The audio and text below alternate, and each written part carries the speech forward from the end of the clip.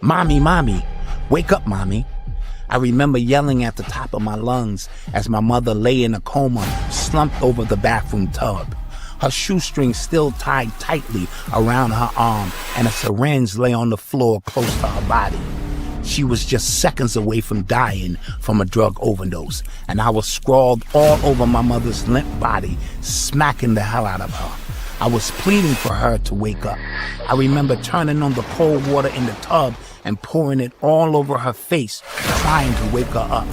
My yells turned into cries of desperation as I still got no response from the woman who I loved so much. The woman who took care of me, the only woman I knew. As her head lay cradled in my arms, I saw her life begin to slip away. She no longer looked like my mother. I pushed her eyelids open to see if she was still there, but all I got was a cold, empty stare. What more could a 5-year-old do but cry and ask God, "Please don't let my mommy die." Then, as if my cries were being heard from above, an angel was sent to me. Not your ordinary angel, but a black knight in shining armor. That black knight was my Uncle Chris, who emerged seemingly out of nowhere, towering over me with an aura of invincibility.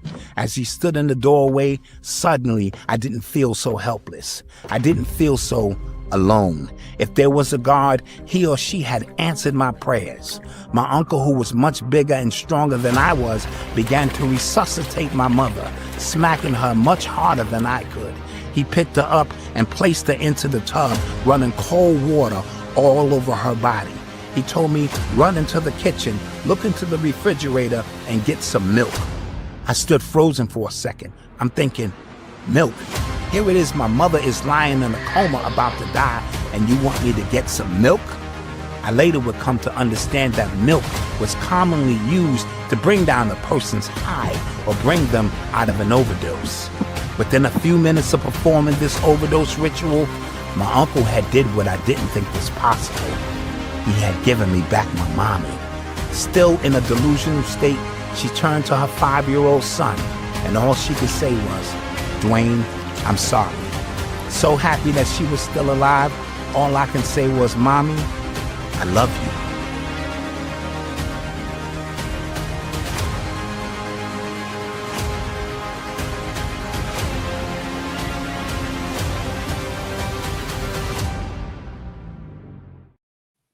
Oh man, we are here.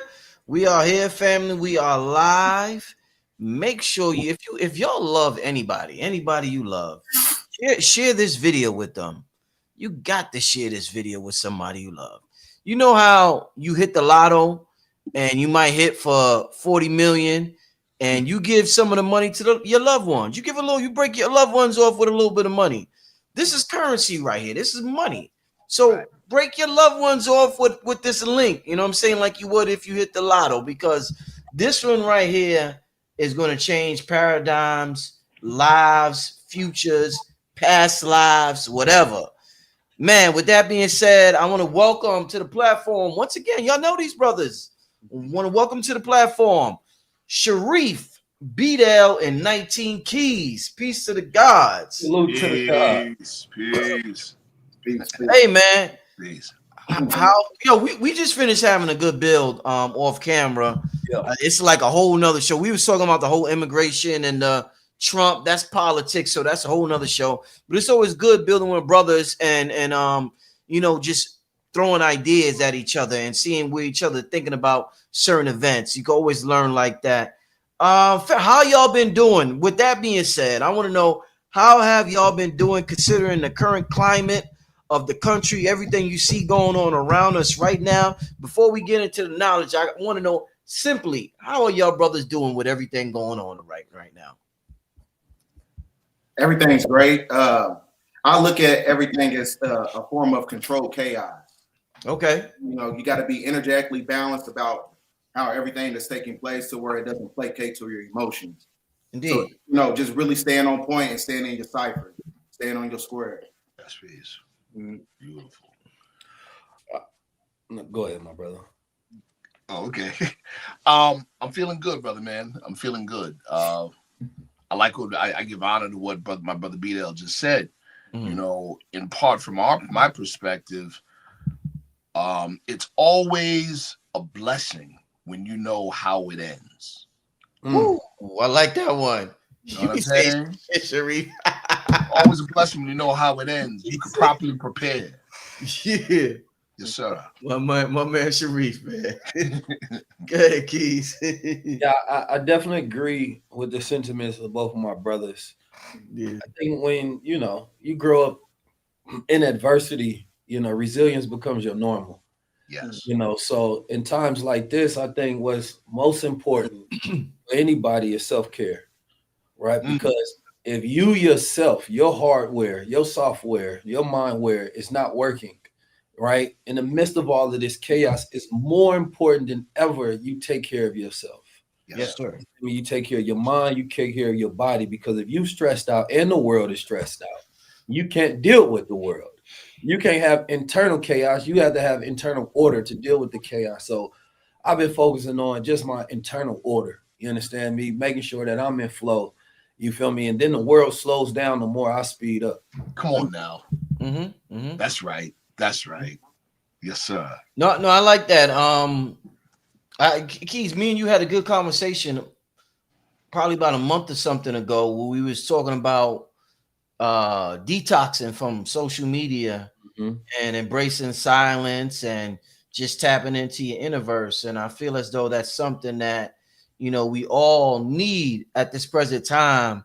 I don't know. I was telling Keys, I don't know how accurate this statistic is, but I read somewhere that like probably about 200 years ago, the amount of stimulation we had in 1 year 200 years ago is the equivalent to the amount of stimulation we have currently in 1 day. I also read that the amount of sugar, if we talk about stimulation and you just can't, your nervous system being out of whack, the amount of sugar we consume, they said when Abraham Lincoln was president, I think they said 1 pound of sugar a day, and now it's like 300 pounds of sugar a day, or some crazy number like that. Yeah. So we got the media, we got the food. They say the sugar is worse than the cocaine, my nigga. They say the sugar is worse than the cocaine. Dear brother, you know how we talk about cokeheads? Oh, that nigga, we got sugar heads out here, bro. Straight in up. some countries, Brother Rich, refined white sugar is considered a controlled substance right alongside of cocaine. Wow. Yeah, I think it's real, man. We are out of balance. You know what I mean? We don't live in zero harmony at all. No. And we're trying to make it work. And that's the problem. We shouldn't be trying to make this work. Right? It's like you got somebody yelling in one ear, you feel me, and you got peace in the other ear, and you're trying to live with that instead of decreasing this fucking person yelling in my ear. Like, why are you trying to make these things work? Right? And so again, it goes to this idea of balance is a tension between 2 points. And everybody's trying to walk this tightrope in this world, and it don't work that way. Original men, original women learn how to live in harmony. Yes, sir. Right? A man probably be sitting there at some point in times, and he'd be sitting next to the river all day, listening to the streams of the birds. You feel me? Grounded. And then the evening come as the sun going down, and he preparing for night. He's staring at the stars, right? And that was all the stimulation he had in his day. Low stimulation. Yeah. That's it. Everything about that is in flow. Yeah. Right. And now man stares into, of course, the eye of the camera more than the eye of the human. You understand me? We scroll on the phone more than we ever look up into the stars in the cosmos. Right. And so this overstimulation leaves us what they call hypofrontality, right? To where it increases our baseline for stimulation. Right. So now we're used to being all the way up here. When you do slow stimulus events, when you detox, right, it brings it back down because man has more desires than any other man in history. Right. We all have the desires of emperors and kings and rulers. Because early in 1900s, they started to promote to us dark desires. Right. They did that to the woman and they did that to men. Did that to women, it starts the feminist movement. Did that to men to sell him more products. So now we're living in 2025, and now we're in the 2020s. Man thinks he needs more discipline, but he really needs less desires. Right. And so if the discipline is, let's say that the average man discipline is always here throughout time, right? But the desires were right here. So he had more than enough discipline to deal with himself. Then over time, the desires just started increasing and increasing and increasing. Now they're telling men that they need more discipline. Well, now this man needs as much discipline as an iron monk just to go through his day, right? When you detox and you fast, you decrease those desires. That's right. Right. You starve them out and you get back to a point of harmony with self so that you can have control over self, because they've done these scientific studies, and the people that had the most control over themselves weren't that they had more discipline. They just had less desires. Yo, this dude, I'm trying to think. Probably Keys, and I'm trying to think who else. Probably Keys and Tariq Nasheed when it comes to psychology. Those are probably the baddest brothers I know. Like they on some Sigmund Freud type shit. Like the way they are able to dissect psychology is on some next level shit. Hearing the brother talk, that's some deep shit you just said about. Yeah, that's some deep shit you said about desires and discipline right there. Well, and family, all of this is like the intro to the show. I'm not going to keep y'all all night, but this is tying into where we're going, because we're talking about connecting with nature again. So all of this that we're talking about right now is tying into the show. So I don't want y'all to think that when they're going to talk about the Earth meridians and we don't get into that. But this is what we're going through right now as a society, and we're getting ready to talk about where we have to go, and if we want to stay sane, if we want to stay tapped in, and if we want to stay highly motivated, elevated, and in our God-like state. Brother Rich, can I walk with what for the 19 keys? Please, sir. Please, briefly, because that is extremely powerful. Yes. What ends up happening, to his point, in this society is that we're sold the ideal that freedom is equated with the right to desire. And so now our desires in our minds are conditioned to be considered needs instead of wants. Wow. You see what I'm saying? Yeah. So now when we start talking about diminishing desires, we think we're being robbed. Right? We think you're trying to deprive us of something. Right. You see what I'm saying? And that's, the wise men said, own nothing and control everything. Right. Real quick before we continue and welcome, I want to welcome Blue Pillar, the 44 God, to the panel. We got an important, and we already made an announcement, but we're gonna talk to the family about something very important coming up in 2 weeks. But I want to ask in particular, Keys, because he has. I was when I was talking to Keys and Sharif about high level conversations before the show started, and I was watching. I forgot what episode I was watching recently, and like a list of your shows came up, and it was like 5 million, you and Blue Pill 4 millions, you and Billy 9. I'm like, yo, what? I'm like, yo, what the fuck? I'm like, yo, what the fuck? This is crazy. Yo, this dude is doing big numbers out here. I want to know, and I often worry. I don't know if worry is the right word, but when I see brothers like yourself, or even a brother like Billy Carson, reach a certain level, like just shoot out of here.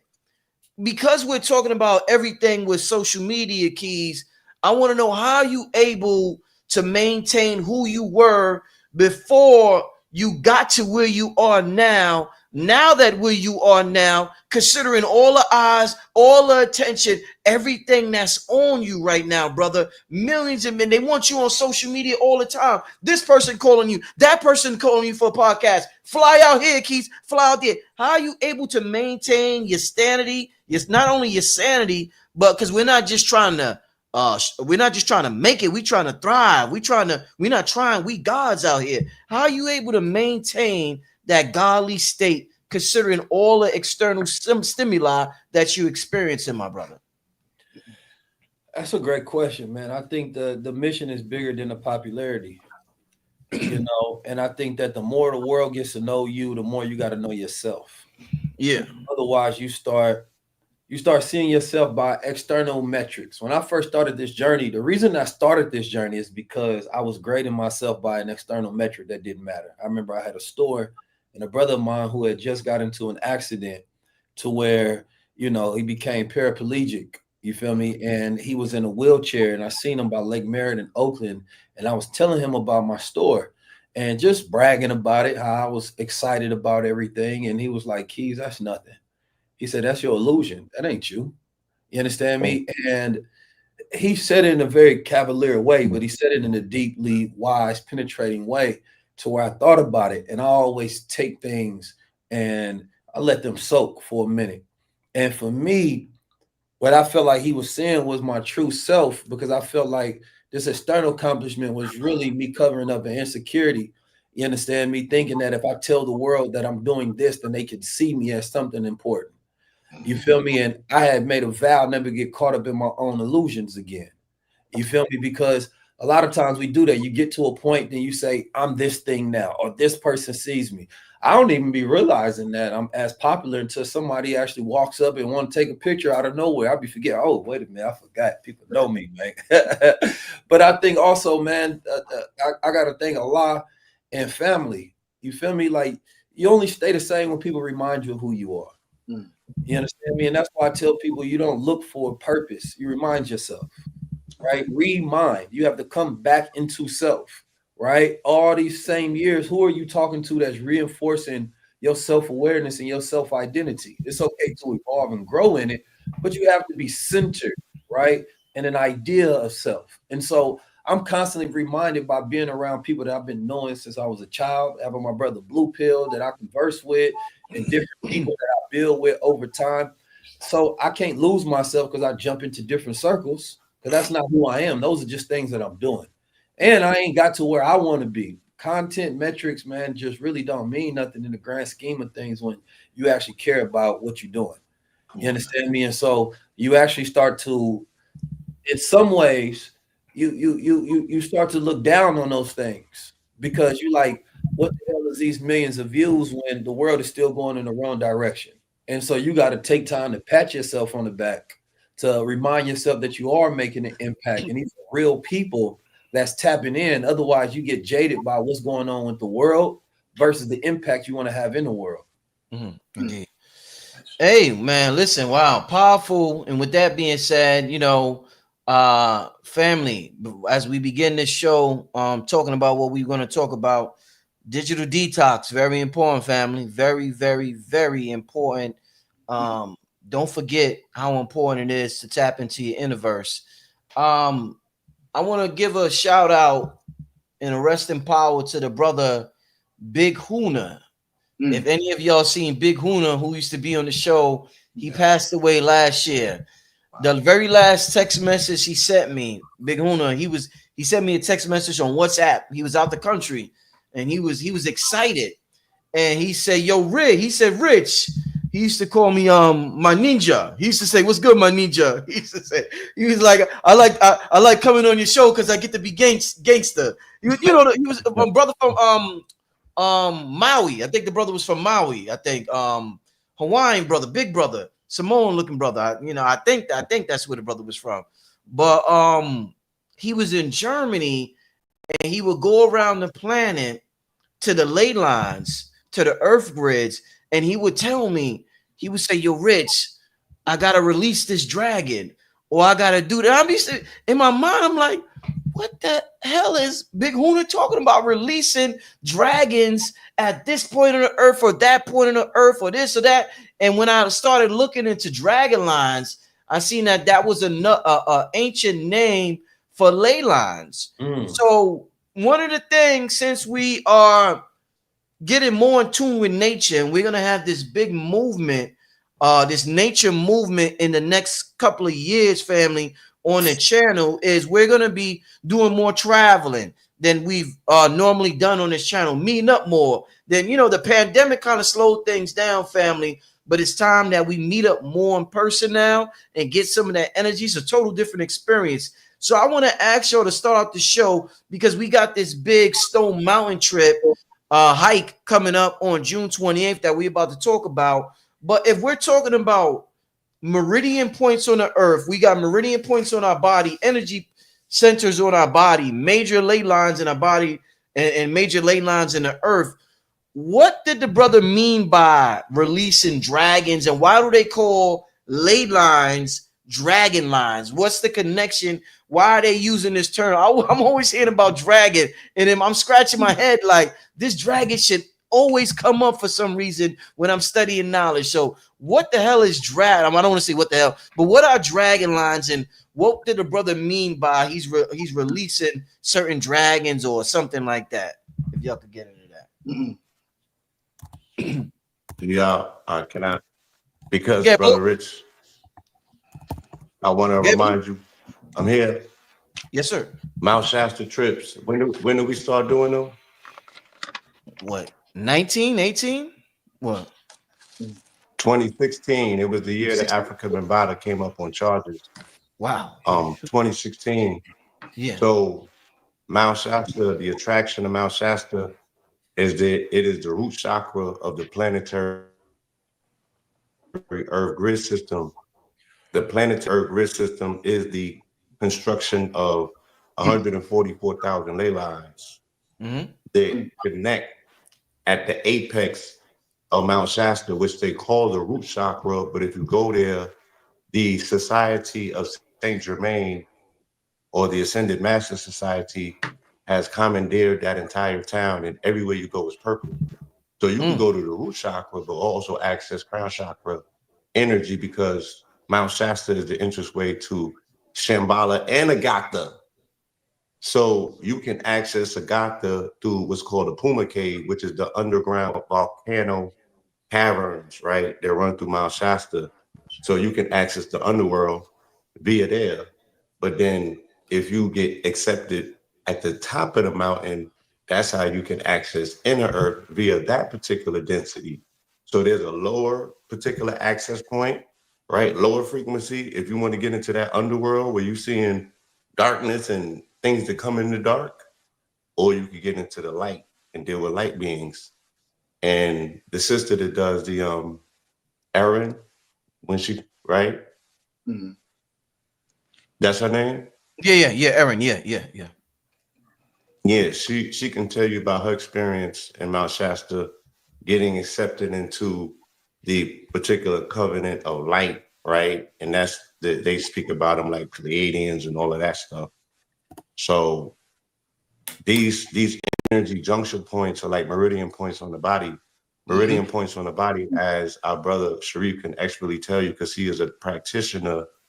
These are entry points, nodal points, if you will, when we're speaking about creating a community in the cloud, as our brother Keys can attest to in regards to what we're doing on social media, activating people around the world. How you said the brother Huna was from the Hawaiian aspects of things.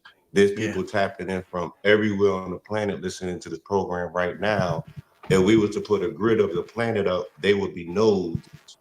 They would be entry points, right? That represent potentiality for activation in their region to create stronger nodes. And then that stronger as the node takes over weaker nodes. And this is how you build web networks. It's the same thing with the body. When you build up particular meridian energy centers and points, then they travel across your electrical highway or your light body. This is how we move energy. So the aspects of what this brother deals with, Tai Chi, is dealing with the subtle energy body, because you can't forcefully move energy amongst the dragon lines. It'll burn you up. So I was at Piedmont Park this past strong year dealing with indigenous brothers who was telling me the mystery of the mounds that are in Piedmont Park. And I told them exactly, as the brother Ross Ben, who I just saw in New York, wrote the book, Free Your Mind and the Mound Will Follow.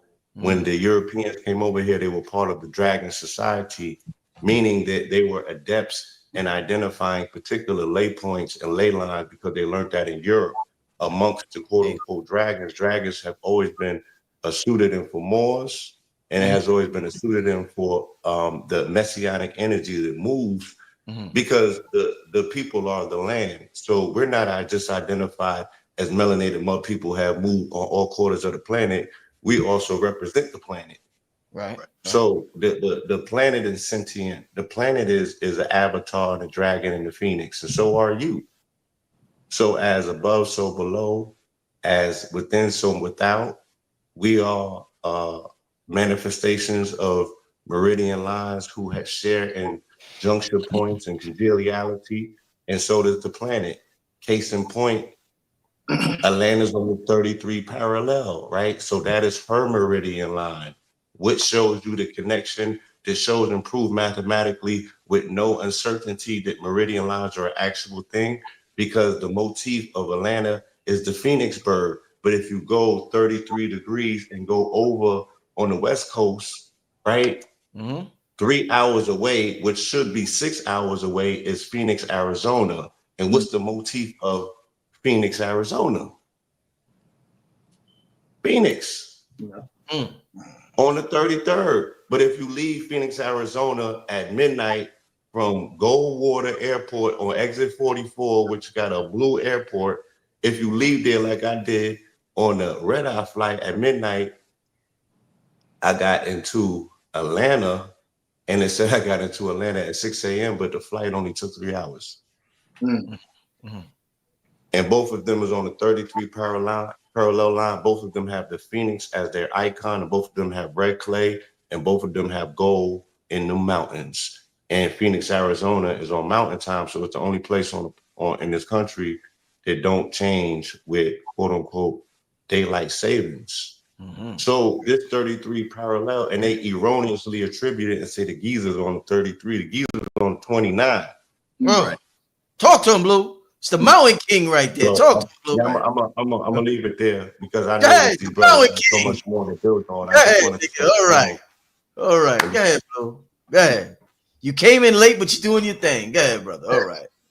Who next? Listen, I want to hear from I got some things to say about this, but I want to hear from my good brother Bdell. Okay.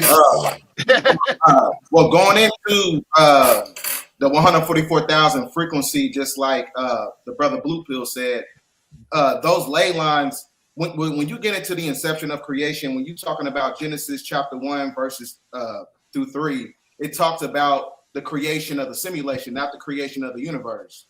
So this Metatronic overlay was constructed, is teleconnected to the gematria body.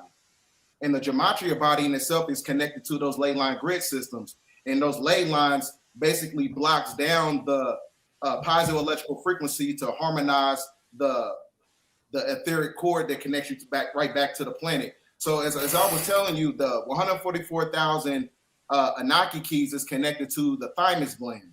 The thymus gland is teleconnected to the heart chakra. So these frequencies that's come in as far as these neutrinos, it has the ability to unlock the body and go tap back into the Zohar body, which is your etheric self. So what I'm basically saying is like the creation of the simulation in itself is one of those things where it basically subjugates the oversoul. Because it's teleconnected to, the space-time continuum. So it's one of those things where you have to understand that these ley line grid systems is being used as a weapon to lock down the the Zohar body. It's one of those things. Yes, sir. Brother Rich, it's interesting. The very first time I was ever on your show, we spoke to something related to this, and it was because of the show that you saw that I did on Red Pill, with my brother Red Pill. Shout out to Red Pill. Where we talked about magical machines, right? So, Blue, you just mentioned, something that I do in particular. One of the things that I do, we teach martial and medical and spiritual qigong, and so just like your house has appliances and has things, whatever, like your TV, your lights, and it has an electrical system, so do your organs and other systems in your body have electrical systems, right? The Earth does too, of course. You know, the ley lines would be like Gaia's meridians, just like the meridians in your body, you know, that we know via Chinese medicine or acupuncture. Mm-hmm. What I wanted to say about that is, we've all heard of feng shui, right? But mostly in the West, you only hear of 1/3 of feng shui, what we call earth feng shui. Earth feng shui is geomancy, placement, which is what we're talking about. There's heaven feng shui and what we call man feng shui in the actual complete study. Earth or heaven feng shui is time. Earth feng shui is placement, space. Man feng shui is human will or effort, right? So let me work backwards. Human will or effort, quantum physicists like David Bohm, Rupert Sheldrake, May-Wan Ho, others, for an event, a quantum probability to collapse into an event, you need what they call a quantum operator. And what they all call a quantum operator is the human will. Belief. That's what it is. The human will is the quantum operator. It's what causes probability to collapse into an event in three-dimensional space-time. Now, heaven feng shui is time, what we would call astrology. Astrology would equate to or be equivalent to what we call heaven feng shui. Earth feng shui, geomancy, space. The picture you're looking at is an actual geomantic machine that was made or created by Muhammad ibn Masawli in the 13th century. It is designed to measure telluric forces. In other words, the dragon energy in the earth that forms ley lines. That's an actual machine. But here's the key thing about this machine. It's what we would call a radionics machine, and that is consciousness-assisted technology. That's what that is. Consciousness-assisted technology. Now, of course, any machine mimics either a present or a prior human ability. So the last thing I'll say about that is perception is power, and that ties in to something that our good brother 19 Keys said before we got on the air, and then when we started, about passions. When you draw circles around your passions, you decrease passions, you increase perception, and power is perception. Perception is power. When you can subdue your passions, you reacquire the ability to sense the ley lines intuitively. Peace.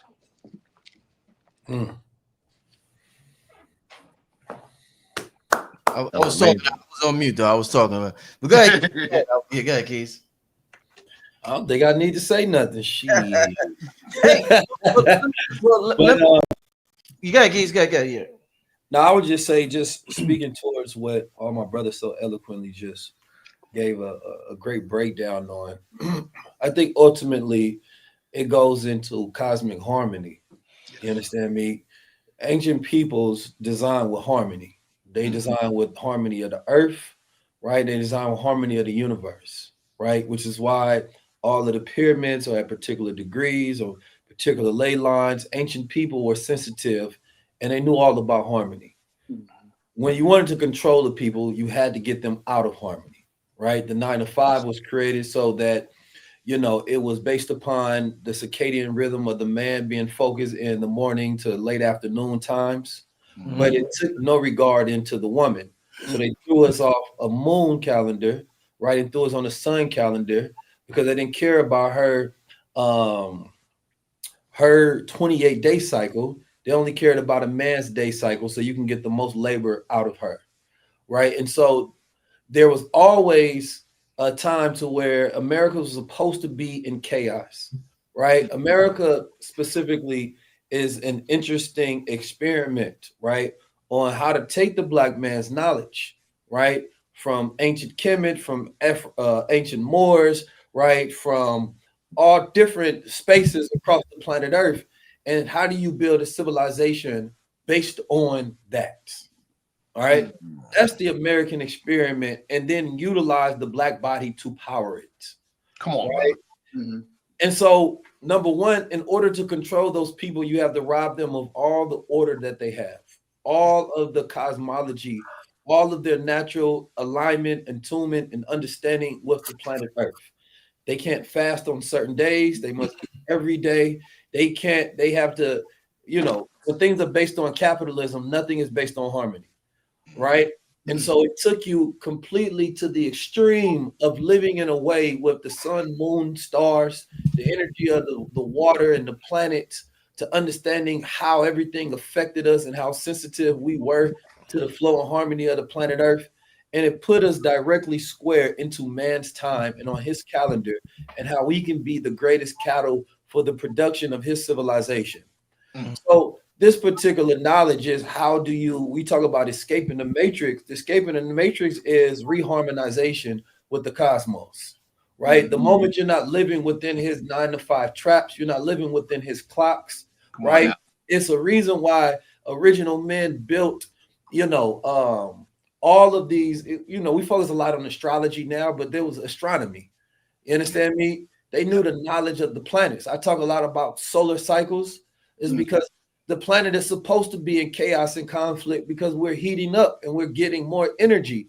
And so ancient peoples knew that, and they would tell the people, hey, this is a time where you fast a little bit because you're going to be affected by things outside of your control, which will give you cosmic anxiety, right? But now man is completely disconnected from that. He don't know the reason he didn't get a good night's sleep has nothing to do with his life. It has to do with the electromagnetic energy coming from the sun, which has been tracked by NASA and is actually the greatest indicator when the sun reaches a maximum peak of a financial collapse, right? And social conflict and technological change and feminine shifts on the planet Earth. Correct. So if we were in harmony with these things, we wouldn't be surprised with what's happening outside. So they'd tell you on the news, this is the greatest time when you can see an aurora. They're telling you that there's more electromagnetic activity on the earth, but they're not telling you directly what is the effects of that. Yes, we can see more auroras because of the energy that's coming from the sun when the corona is more open, sending us energy, and they're not telling you that Elon's satellites are falling out the sky because he's trying to retrofit them during times of maximum peaks. That's right. So yes, you're going to see some of the largest demonstrations of no more kings. Yes, people are boiling over because they have more energy and they need to release it, right? So when man is living in harmony with the ley lines and the dragon lines, you understand me, and the cosmic sign, he understands all of that, he can live forever. He can create a civilization that will last forever as long as there's no disruption. Right? And that disruption comes when another people are living out of order and want to dominate you because you are living within an order of immortality, meaning that we had a moon just a few days ago called the strawberry harvest moon. Why? Because that was a time when they used to harvest the strawberries. They used to think about food connected into cosmic cycles. They didn't need it every day at the store. They didn't freeze food and ship it around. No, they lived in harmony with what the earth provided, and they knew what time to eat certain things and when not to eat, and when to sleep and when not to sleep. So that's why during the time when man has machines, as my brother was explaining, that can mimic all human capabilities and or abilities. Yes. He needs to go back into what it means to be a human when the machine are doing the machine things, because man had became a machine. Come on now. Right? Instead of using machines, man had become a machine. We started getting degrees of programmed knowledge that puts us in a box so we can become human capital. Everything about our lives is about living outside of harmony. And those who control the world must consistently create chaos to solve problems and have control, because they are devoid of emotion, but we are sensitive of it. And we make ourselves feel bad for being the people that is sensitive to the structure of the universe, to the changes in the universe. Being caring and empathetic was never a weakness. Right. We just never had dealt with the people who made it a strength. Indeed. Well said. Yeah, definitely well said. Let me ask y'all this, because I want to let me say this first. I know y'all feeling this show. Don't. Listen, I know. You know, I want to say something real quick, brother. Come on. Come on. Oh, go ahead, Blue. Go ahead, Blue. Go ahead, Blue. I'm sorry. Yeah, I mean, with all respects to everything that has been said, and I love all of y'all as brothers. Yes, sir. I started a conversation in 2020 called Corona Rising, right? That templated everything that you just said, Keys. One of the main reasons I put this crown on, and I explained that the sun was going to communicate with us through neutrinos and have this conversation through the solar plexus or the willpower of man to see whether we was willing to carry the weight of what the solar maximum entails. So I've been preparing this communication in this community for this conversation since 2020. Did you hear me speaking about Corona Rising during COVID? Blue is like the soldier boy of consciousness. So First one.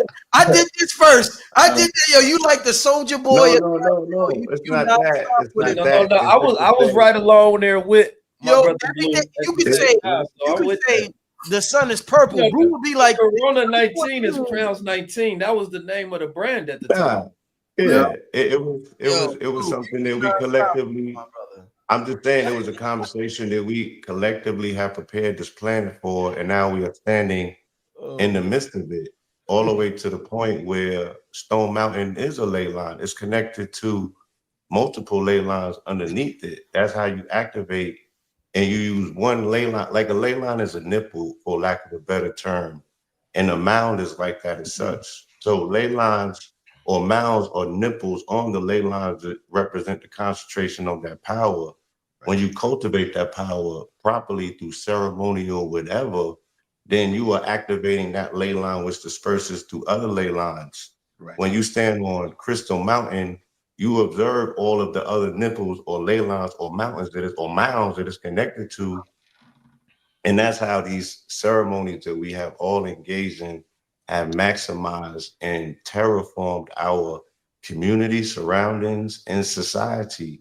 So I'm not saying it to put myself above anybody. I'm saying that we have been cultivating this conversation collectively, even if we haven't been totally conscious of it, for more than 5 years. On this particular program, since 2016, people have been going to the ley line of Mount Shasta and changing that grid and representing a melanated resonant frequency that goes through the mycelium map, which is another aspect of a ley line, is the mycelium map or the nervous system underneath our feet that connects the entire planet's ley line. So that would be like the fascia overneath the sheath of the body that carries the electrical signals that makes our thoughts immediate around the planet quantumly, because it's carried on an electrical railroad.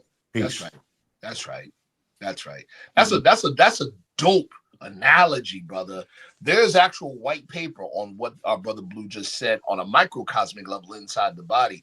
Our sister, the quantum biologist, physicist Maywan Ho, in speaking about how consciousness is transduced from the higher dimensions through exotic substance in our body. In other words, M-state elements like monoatomic gold, monoatomic hydrogen, monoatomic element, platinum group metals that are already naturally occurring in the body, right?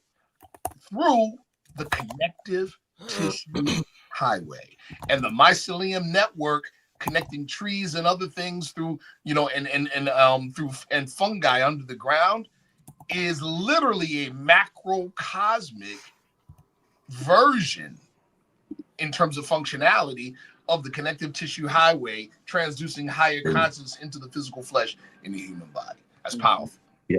Yo, good, thanks. I want to real quick before we continue, I want to let the people know, because this is something I don't know what it is.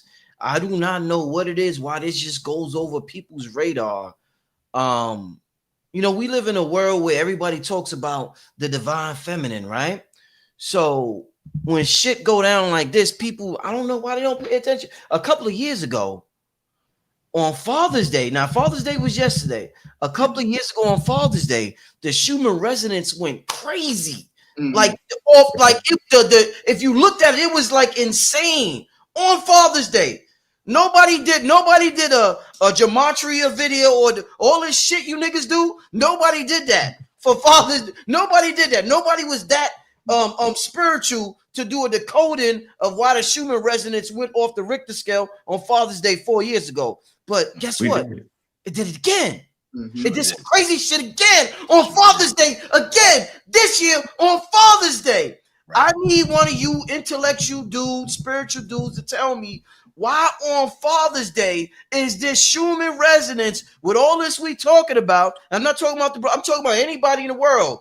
I need to know why is it behaving the way it's behaving on Father's Day? Because if it did that on Mother's Day, oh my God, niggas are the big mama, the great mother, this, that, and that's fine. But what I want to know is everybody's quiet. Why is it doing this on Father's Day? Please, family, I would love anybody. I will bring you on the show immediately. Let me know what's going on. Why is this going on when with a day that represents the divine masculine energy on the planet? Let me know. Anybody, let me know. Email me, richardmerritt@yahoo. I want to know, family, because I'm interested. You know what I'm saying? I will say this, just as a quick note on that. I think that masculine energy is suppressed all throughout the year as well. Come on now. Because the new masculine is to be the strong black woman. You know what I mean? And I mean that in men as well. Some shit. The men show up now on social media, YouTube channels. The young men are strong black women. That's their new archetype. Come on now. Right? They everything that they speak about, and I listen to them, and I listen to a lot of voices of people that I agree with and disagree with purposefully. And I listen to them, and every justification, every way that they turn, because you have like these Democratic young men, right? That's on the left. Then you have a lot of ones that's in the red. And these are two different sides. The ones that's on the left, they vehemently hate the manosphere and the red pill. The red pill is this extreme version, right? Of toxic thinking, not toxic masculinity, toxic thinking, because they're not being masculine, because they don't have order or balance within whatsoever. Then you have the Democratic young man who seems to be balanced until you start listening to him, and he has no honor for the masculine whatsoever, right? And so most of his thinking is almost as if he's defending his own feminine energy, right? Always going at the masculine in all undertones. I've listened to young men, and somehow they always bring it back to some sort of way that is something wrong with men, which is more so something wrong with their own masculine energy. Come on, bro. If you can denote something wrong with masculine energy, then how can you embrace it, right? And so this is what I'm saying is these new young men that you're going to see espoused by the Democratic Party as well, because they're trying to find their savior. So they're going to find this average black man who had some sternness about him and some masculine feature and trait, but most of his intellect is that of a strong black woman. You understand me? And so when you have a Father's Day, this is a day that is celebrating the consciousness of being a man and being a steward, right? Not just being a leader, because we talk about leadership, which is like, you know, going towards a goal and direction, but stewardship is an inheritance of something that you manage and take care of. And so all men are stewards of masculine energy. Yes. You understand me? We have inherited this planet and this responsibility to take care of our women. Come on, bro. We want to be led by women because they're tired of being a man. But the women are tired of being leaders because they never wanted to be one, right? And so they want the men to approach them and lead them. But the young man thinks that in order for him to show up for the woman, he must allow her to lead. And he's not realizing that relationship is toxic for her. And she doesn't have the words to communicate that to him because she was telling the whole world that this is the ideal man that she wants until she experiences. Come on, right? And so now what we're dealing with on days like this, we're dealing with a day where the masculine energy is celebrated. One day on this planet Earth. You understand me? To where being a father, which is somebody who raises consciousness. A father is a baba. You understand me? It's not just biological, because you can get a man in your life that you start calling father, whether you sprung from his loins or not. Right. You understand me? It's because he's raising you, he's teaching you, he's guiding you. So that is a day where we express appreciation for the baba of the planet Earth. Come on now. When we are in harmony with the earth, of course, this is Mother Nature. But the father is the mind. Yes. Right. Is the mind that stewards Mother Nature. Yo, I need to get in. I need to jump in this. Yo, Yeah, yo, 19, he's got me. Yo, he got it lit. Listen, that's real simple. For the past couple of years, if you're paying attention to the Schumann resonances spiking in and around Father's Day, to our brother Key's point, that's Gaia calling out for balance, people. This Gaia calling out for balance. Yo, can I wax a little religious on y'all a little bit? I'm here. Forgive me in advance. I ain't gonna criticize you. Go ahead, brother. Here we go. In the Bible, Revelation's 12th chapter, you have one crazy prophecy that fits what we're talking about, right? Yes. First, before we do it, let's get a little language ledger here going. When we say virgin mother, that's virgin matter, unformed manifestation, disorganized manifestation. That's virgin mother. That being said, Revelation's 12th chapter speaks about a woman clothed with the sun. What is being said here? Men ain't got to be seen all the time. It's matter that's seen. You understand? Men are to protect and provide and to sacrifice the utmost of our very lives to do so that humanity can benefit, you understand, can benefit from our sacrifice. That's the power. It doesn't mean we have to, sacrifice everything, but we got to be ready to do so. That's manhood.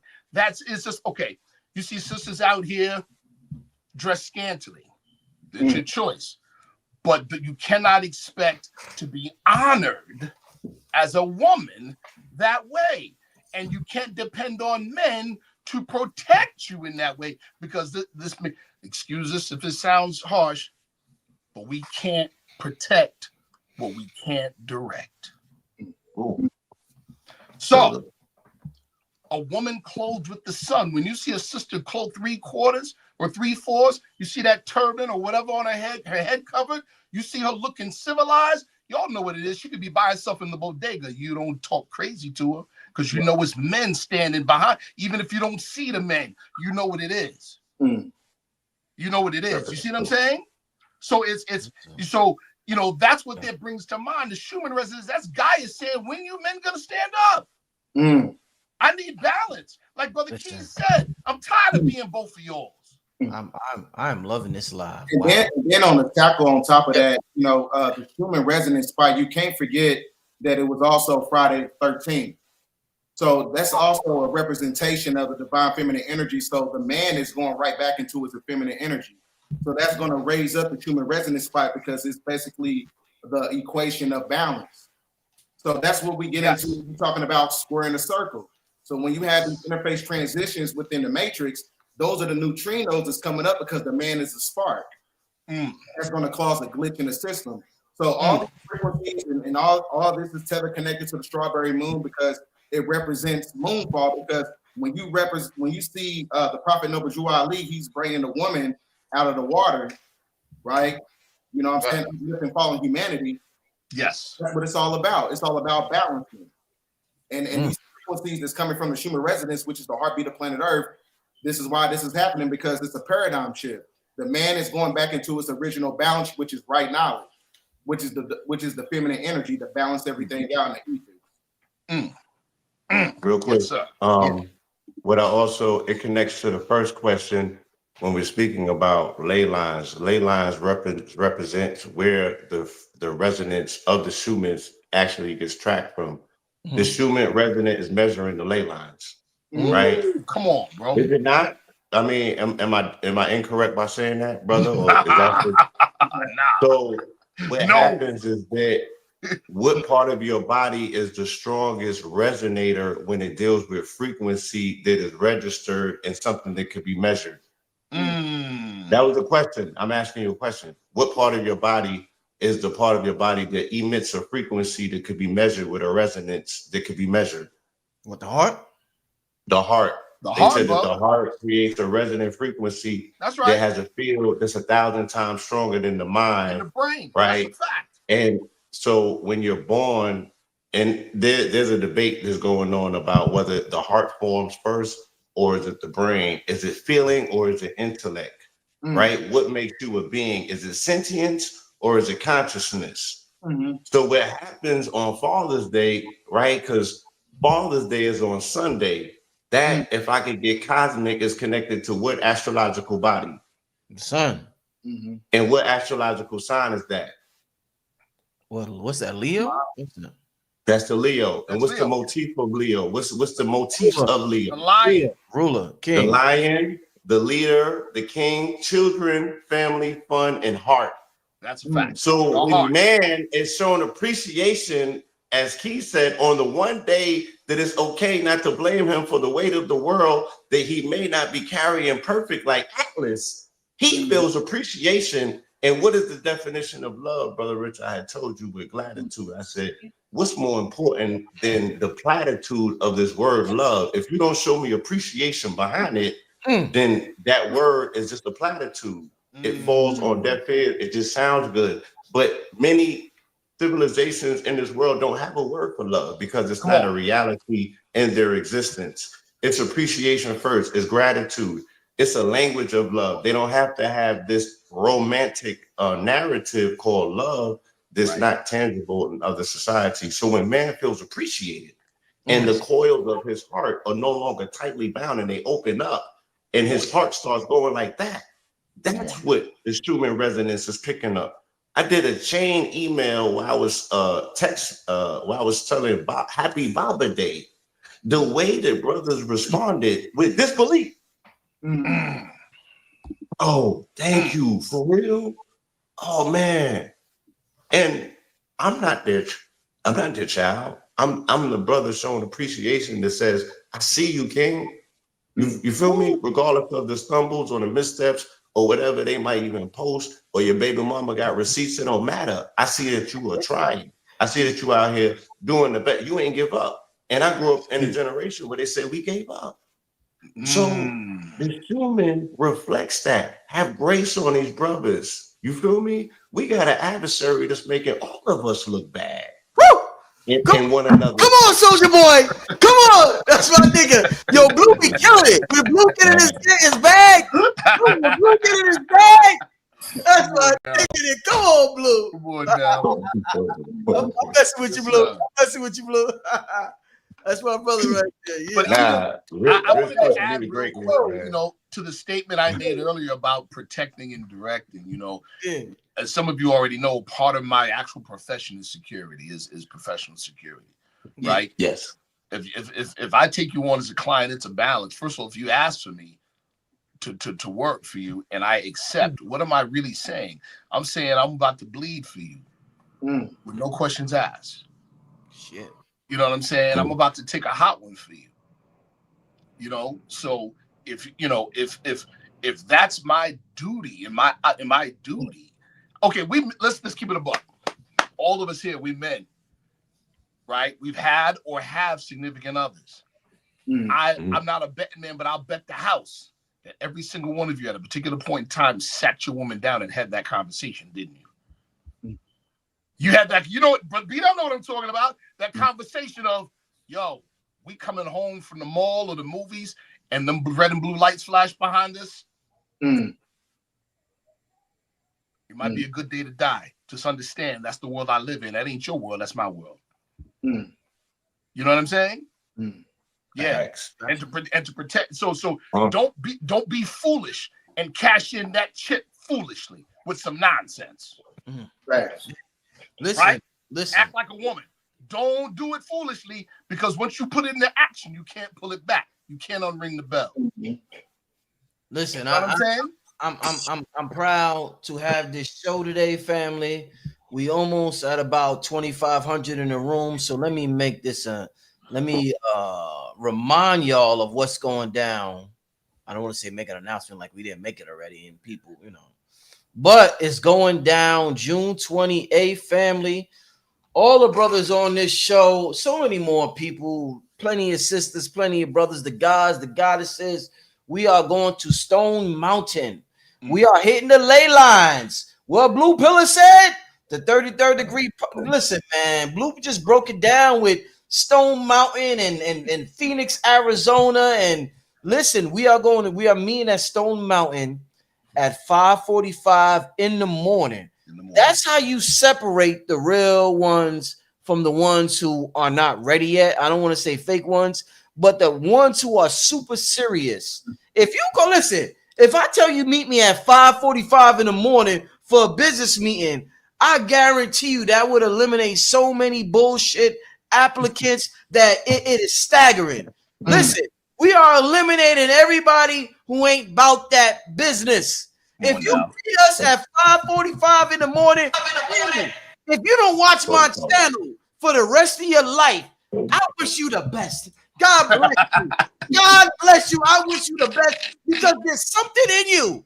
Even if you don't rock with me no more after that, there's something in you that wants to find out and remember who you truly are, who your identity is, not who the holographic version of you are, but who you really are. So kudos to anybody who's coming to meet us at 5:45 in the morning. God damn, you got to be dedicated to meet us at 5:45 in the morning and hike up a damn mountain for 30 minutes and listen to me scream like how I'm screaming right now. Listen, it's gonna be awesome. The energy, I gotta tell y'all, the energy, family. There's something like I was just at a Wu-Tang concert. They was in Atlanta and they were doing like their final tour. Damn, it's that. And there's something about there's a difference between listening to something on a computer.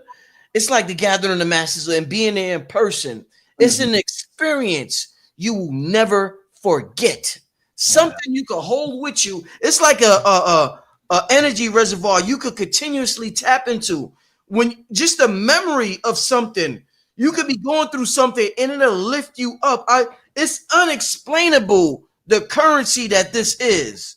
Because it's 40 years from now, you could be telling your children about the Stone Mountain hike on June 28th. And when you tell them that story, you will feel inspired. And you might go do that run you didn't want to do. You might go lift them weights you didn't want to do. You may put that hamburger down that you didn't want to put down previously. You may take your daughter out, you may take your wife out to dinner. And she be like, nigga, you ain't take me out in 10 years. Now you taking me out. And you like, yeah, I just thought about that Stone Mountain trip. Right. Listen, family, this is what this represents is something that you can't get by just sitting at home looking at the internet. Kudos to everybody who's meeting us out there. It's going down June 28th, 2025, Stone Mountain. Blue, what's the exact address? I need where's King? What the hell is King Simon at? It's called the Walk Up Trail. My Jamaican brother, where's he at? Yeah, Blue. What'd you say, Blue? I'm sorry. Go ahead. Yeah, it's called the Walk Up Trail. They can Google the Walk Up Trail, and that's where we're gonna meet up at 5:44 a.m. Y'all could come a minute later as well, but the Walk Up Trail is where we're meeting at. If for any reason family is not parking inside of Stone Mountain and they're parking outside, we're suggesting that you guys form a group so you can walk in together if possible. But the Walk Up Trail is where we're meeting at. And that's a very notable, large parking lot that everybody parks at before they go directly up the trail. So if you put in your GPS, Stone Mountain Walk Up Trail, it'll bring you there, especially if you come through the parking, you can ask the ranger in the front, give me the direction. Normally you come in and you bust that right and it'll take you down to the Walk Up Trail. I just put the address. So the address is 1000 Robert E. Lee Boulevard in Stone Mountain, Georgia, 30083. That's the address that's going to lead you straight into the entrance. You're going to know when you're there, nigga. It's going to be popping. It's going to look like a rap concert, nigga. It's going to look like Summer Jam, nigga. There's going to be cars a mile long, nigga. When you get to the booth, they gonna tell you where to walk. Just say, "Hey, where's the walk-up trail?" They gonna tell you where it's at. But trust me, you won't get there. You won't think you won't think 2 Chainz is performing. Nah, nigga, we on Stone Mountain. They ain't never seen nothing like this. Listen, I understand all these trips happen all over the country, and shout out to all the elders who, Azwa Kwesi and everybody else. Anthony Browder, everybody who does these trips to these destinations and to these places or whatever. But what I'm telling y'all with this one and with the ones that's happening in the future, we got a big one with Billy Carson in 2027. I'm gonna talk to Blue about Mount Shasta and that, but I'm gonna just, I'm gonna leave that there. But listen, the energy that we come with on this channel and the gods that's on this channel, the goddesses that's on this channel, it's a unique energy. Everybody's energy is unique, but what I'm saying is you got to appreciate your unique energy. You know what Bobby Hemmings said, y'all? Ask me what he said. Come on, talk to me. Say what he said, Ray. You know what he said? He said, listen, you have to find something. Listen to this. This is beautiful. This is beautiful. Listen to this. Bobby Hemmings said, you got to find something because you gotta love yourself and appreciate yourself before you want to tap into your superpowers. We don't appreciate ourselves. Bobby Hemmings said, even if it's the way you motherfucking fart, you gotta find something special about what you do that nobody else can do that makes you think you special, and you could just build on that momentum. Find anything that everybody does something. We all superheroes. You know what it is? I'm gonna tell you what. Right. Wait, we superheroes. What's that Will Smith movie where he was a superhero, but he was a sloppy superhero and he got drunk sometimes? Listen, a lot of this is like Hancock. We ain't like the traditional superheroes. A lot of us got shit going on in our personal lives. We still superheroes. I don't care if you were drunk or if you smoke weed. You still a superhero. We like that. We like that. But listen, find out what you do, family. And this is why you come to Stone Mountain and meet us there. Is because our energy is going to, you know how Puffy said, my friends meet your friends and we can all be friends. I ain't trying to quote Puffy, but our energy is going to meet your energy. It's going to be high frequency and they're going to talk to each other, communicate with each other. And that shit is called horizontal gene transfer. Next thing you know it, you tapped in just by being around somebody high frequency because energy is contagious, family. Come on, man. High or low, all energy is contagious. That's why when somebody's low vibrational, get them the F away from me. Listen, y'all see, I'm on one. Yeah, I'm ready. I'm ready, y'all. I'm ready, y'all. And don't forget on I talked to Red. It's going down. What you said, Bdell? Yeah, I was saying I was talking to Red before the show. It was supposed to be some type of meet and greet on the 27th. So Blue and Red. Yes. Yeah, we're putting together a meet and greet at the Edgewood location, 488 Edgewood Bookstore Gallery. So we have a full itinerary. I think we'll make that available tomorrow once we clear with everyone, engaged and involved. But we do have a full strong end of activities. We definitely going to have something available for people to do throughout their weekend or their strong end. But you also are free to come to the city of Atlantis and do what your heart desires. But we will have something to accommodate family that is here with a full schedule of activities. Yeah, I know. Keys. I know Sharif doing something. I know Keys got the what's that called, Keys? The Supermind. So so Keys got the Supermind. Sharif got something going on. Blue Pill and Red Pill got something going on.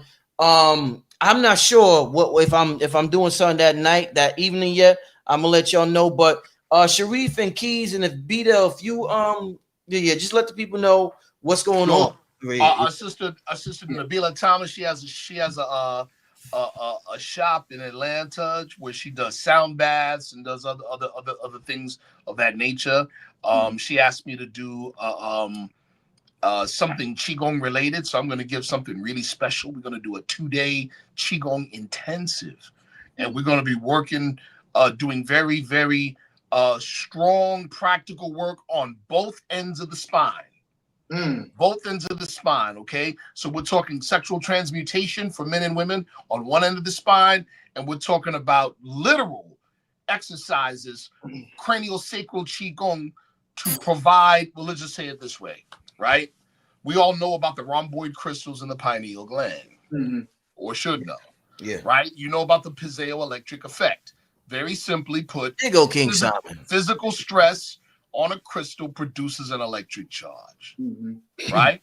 So what I'll be sharing is actual qigong exercises that move the cranial sutures to provide the physical stress directly in the center of the hypothalamus on the pineal gland to activate the pineal gland. God, this, whew, man, listen, I don't know what this is. I was about to speak in tongues just now. Oh my God. Please tell me about the supermind, my brother. Please, my brother. Supermind is a cognitive renaissance, right? It's a reawakening. This nigga. Y'all saw that, right? It caught my attention. This dude here, man. Oh man. Yeah, brother. It's a cognitive renaissance, man. You know, in the ancient days, our brothers used to meet up at coffee houses and have stimulating conversations. It's what charged up renaissance and revolutions in which we once had them. We talk a lot about revolutions. We don't use the word renaissance a lot. Revolution is an abrupt disruption of things. It's a force against. Well, renaissance is essentially a reawakening, right? And the things that we want to see more of. And this time, day and age, as the world is speeding up and is moving faster than most people can keep up with, you have to focus on stimulating your mind, nootropics and adaptogens. We live in a world where we've been focused on media-driven narratives, right? They connected masculinity to liquor and toxic behavior, right? Popularity in movie scenes because the liquor industry lobbied Hollywood.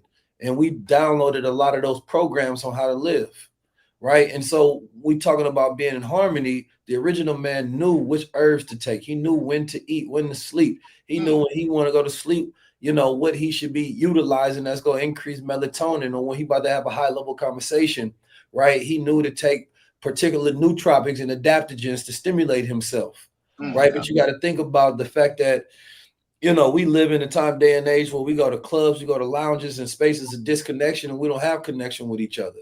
So I look at this as a social cognitive renaissance to where we're replacing those old rituals with new world rituals, right? To where you wake up in the morning and you optimizing your cognitive stack and the things that you're doing, whether that's breathing, whether that's meditation, whether that's nootropics and adaptogens, and that just becomes the normal. You understand me? Specifically in our culture, because we have the greatest health disparities of all groups, yet they beating us when it comes to this wellness program right now. Right, they're creating festivals and retreats and shops and spaces to where, of course, it becomes corporate. But for people who need it the most, specifically, especially Black men, you understand me, where we don't have spaces of social connection and expression, we have to live in a way that allows us to be able to think clearly and increase our capacity in a time where we're going to need every ounce of cognition. Right, and so we came together with the Supermind. We have the Supermind coffee, right? Then, of course, we come in with the Supermind tea. But typically when we go to spaces, we activate these spaces. We have our Supermind sessions or Supermind talks that we have with the community. We just did one in Chicago, did one in Boston, did one in Chicago, in New York, and then we did one in Oakland as well. And it's about reigniting these spaces to where we can have sober social. You understand me? To where we ain't got to be drunk and overpaying. We can be doing something to where you meeting a beautiful sister because she come into a space that you also in tune with. Y'all ain't got to forget each other because you're drunk so much. You can remember each other because you're being stimulated with those nootropics that's helping out your neurons. You know what I'm talking about? And I believe that if we make this a normal habit and a normal practice, we're getting to the root of when we talk about mental health. We get into the root when we're talking about violence and we're talking about food deserts in our community. This needs to be the movement that we push as far as like, let's just change our buying habits and our spending habits, and saying that the same way this generation grew up off social media narratives. So yes, they overvape, do lean and drugs because all of the rappers they grew up with was drug addicts. You understand me? So they do those things where we grew up of rappers who sold us all of the liquor, right? Because we learned our favorite drinks from our favorite bars. You know what I mean? That's a double entendre. You know what I'm talking about? So now this generation, you like that one, Blue? You know what I'm saying? This generation growing up with social media narratives don't drink as much, so liquor sales are down, and they're trying to figure out where's our spaces to where we can connect again, because they don't dance on floors. They don't have any rhythm when they meet each other. So if I grew up as a Black Muslim, They told us not to go to the club, not to drink, but we didn't get alternatives. So when you go back into ancient Islamic places, they called coffee the wine of Islam because it was something that stimulated you at the same time and gave you this euphoric feeling, right? And so they also had, of course, they hookah shops and where they would have conversations, but we haven't created enough community, right, around social reality that allows us to be able to build with each other in a way that connects us, right? And so, you know, me and Blue Pill was talking about this a few years ago about high level wellness. And so doing this now and creating this as a tour is about shifting the trend and shifting the paradigm to where we make this the new normal, right? Supermind is going to go into tech. It's going to go into huge wellness retreats, festivals, right? It's going to go into non-alcoholic beverages, right, that still stimulate you. That whole entire world, we have to build that out. And so when we come out to Atlanta, we're going to have our prebiotic chocolates, which is some of the best in the world. You understand me? And it has the lion's mane infused in it. We have our Supermind brew that you can take. And then we have conversations with the people as we're building. Again, I got my Moorish brother here, so he know how the Moors used to have those coffee houses and the brothers would get dressed and they would pour it with the kawa. You understand me? With the silver oars. That's a fact. Pouring it, they'd do a whole ritual. You feel me? And these were spaces to where they was able to democratize education and knowledge because knowledge was kept to those European elites. But when it became in normal spaces like coffee houses and they was energized and having conversations, because what's happening with our brothers? They dead. All the food that they drinking is demineralized. They ain't got no goddamn neurons to operate off of. Right. So we focus on stimulating that at the root. We're also dealing with the mental health, which goes into the brain health. And then when they're on social media and they dry, they can't think because thinking requires way more energy than automated scrolling, right? But you ain't got no cognition, no brain fuel. So you telling somebody to think, but the food that they just ate, the environment that they just left, drained the hell out of them. So when we change our rituals and we have a cognitive stack, not just for regular minds, I ain't trying to get you to a baseline. I want to be like limitless. You feel me? Where the brothers is super intelligent, where you got a super mind to be able to deal with the world that we living in. So as we were saying before, man, that's how you make the world slow down when you speed up. So go to acesupermind.com and you can tap in and we're going to be serving the people.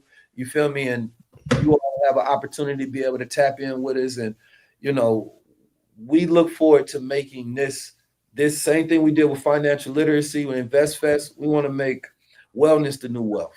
And that's imperative during the time of solar cycle 25, your product, because it increases, you know, the enhancement of the electrical conduction of the neurons. Come on, talk to us. Because one thing you got to understand about that's connected to those ley lines and everything, because it's the sustenance that's connected to the conscious energy grid, the universal mind. And the universal mind in itself has the ability to create interface transitions. It can create, you know, a multitude of things as far as like time dilation. The more you speed up, the more you become a glitch in the system by way of the frequency of your mind. Right. As somebody who's been studying technology actively and teaching it for the last 10 years, I've curated every trend that was to come. You understand me? And now I find it important that, you know, the technology of the mind and our own technology is what has to be optimized, enhanced, because we done built out every other technological system but ourselves. Right. And so, especially in a world where I just went and spoke to the teachers and the principals at Teach Jam in New York, and they trying to figure out how to get these children excited about education and get them activated. Right. And that's why I was telling them, and I served the teachers coffee, and they was going crazy for it because they understood that the teachers need an upgrade as well, because your memory and your recall is not worth as much anymore, because that's not what the new world is built off of, because we have machines for that. We don't, I'm not trying to tell you to drink these stimulants so that you can be busy. I want you to be in calm. I want your mind to be quiet and you can deal with the world as it comes. The thing about it is we changed our relationship with time, because time is a relationship. It's not money. It's a relationship. Right. The relationship that we have with time is that it's coming at us, because at every other juncture in time and cycle, we was able to say we're in the 1990s. So I know what's going to happen in this 11-year cycle, even though we look at it as 10 years, but I'm operating in solar cycles. right? So in solar cycle 24, things were slower. Solar cycle 23, things were slower. But right now, it feels like, how can I keep up with the world, right? And that is just rushing at me and rushing at me and rushing at me. And so it's like a new update happens, a new world happens, right? A new technology is quantum, it's fusion, it's AI, right? It's blockchain, it's crypto, right? Political shifts, it's social shifts, it's globalism. And the only thing that you can do is to do what we've always been doing. And Black people on this earth, we are the newest people. I'm talking about Black people in America, right? The resilience, the trauma, the stress, the pain, the innovation, the journey that we've been through has changed our DNA, right? Yes. It's specifically made us more adaptive. And we have markers in our DNA that no other people across the planet have, right? Because of our experience, which what I'm saying to you is that we're perfectly adapted for this time. But they're trying to keep you so busy, you're not going to use none of your powers, right? We've been through way worse, so this shouldn't even stress us out a millisecond. We can handle this. We're adapted to handle this. But you're not fueling up the system that you have. They're serving you everything that is robbing you. So you using all of that extra superpower you have just to be a normal person. No, and some of us failing at being normal, right? The whole idea of the S on Superman, man, that's that number 19.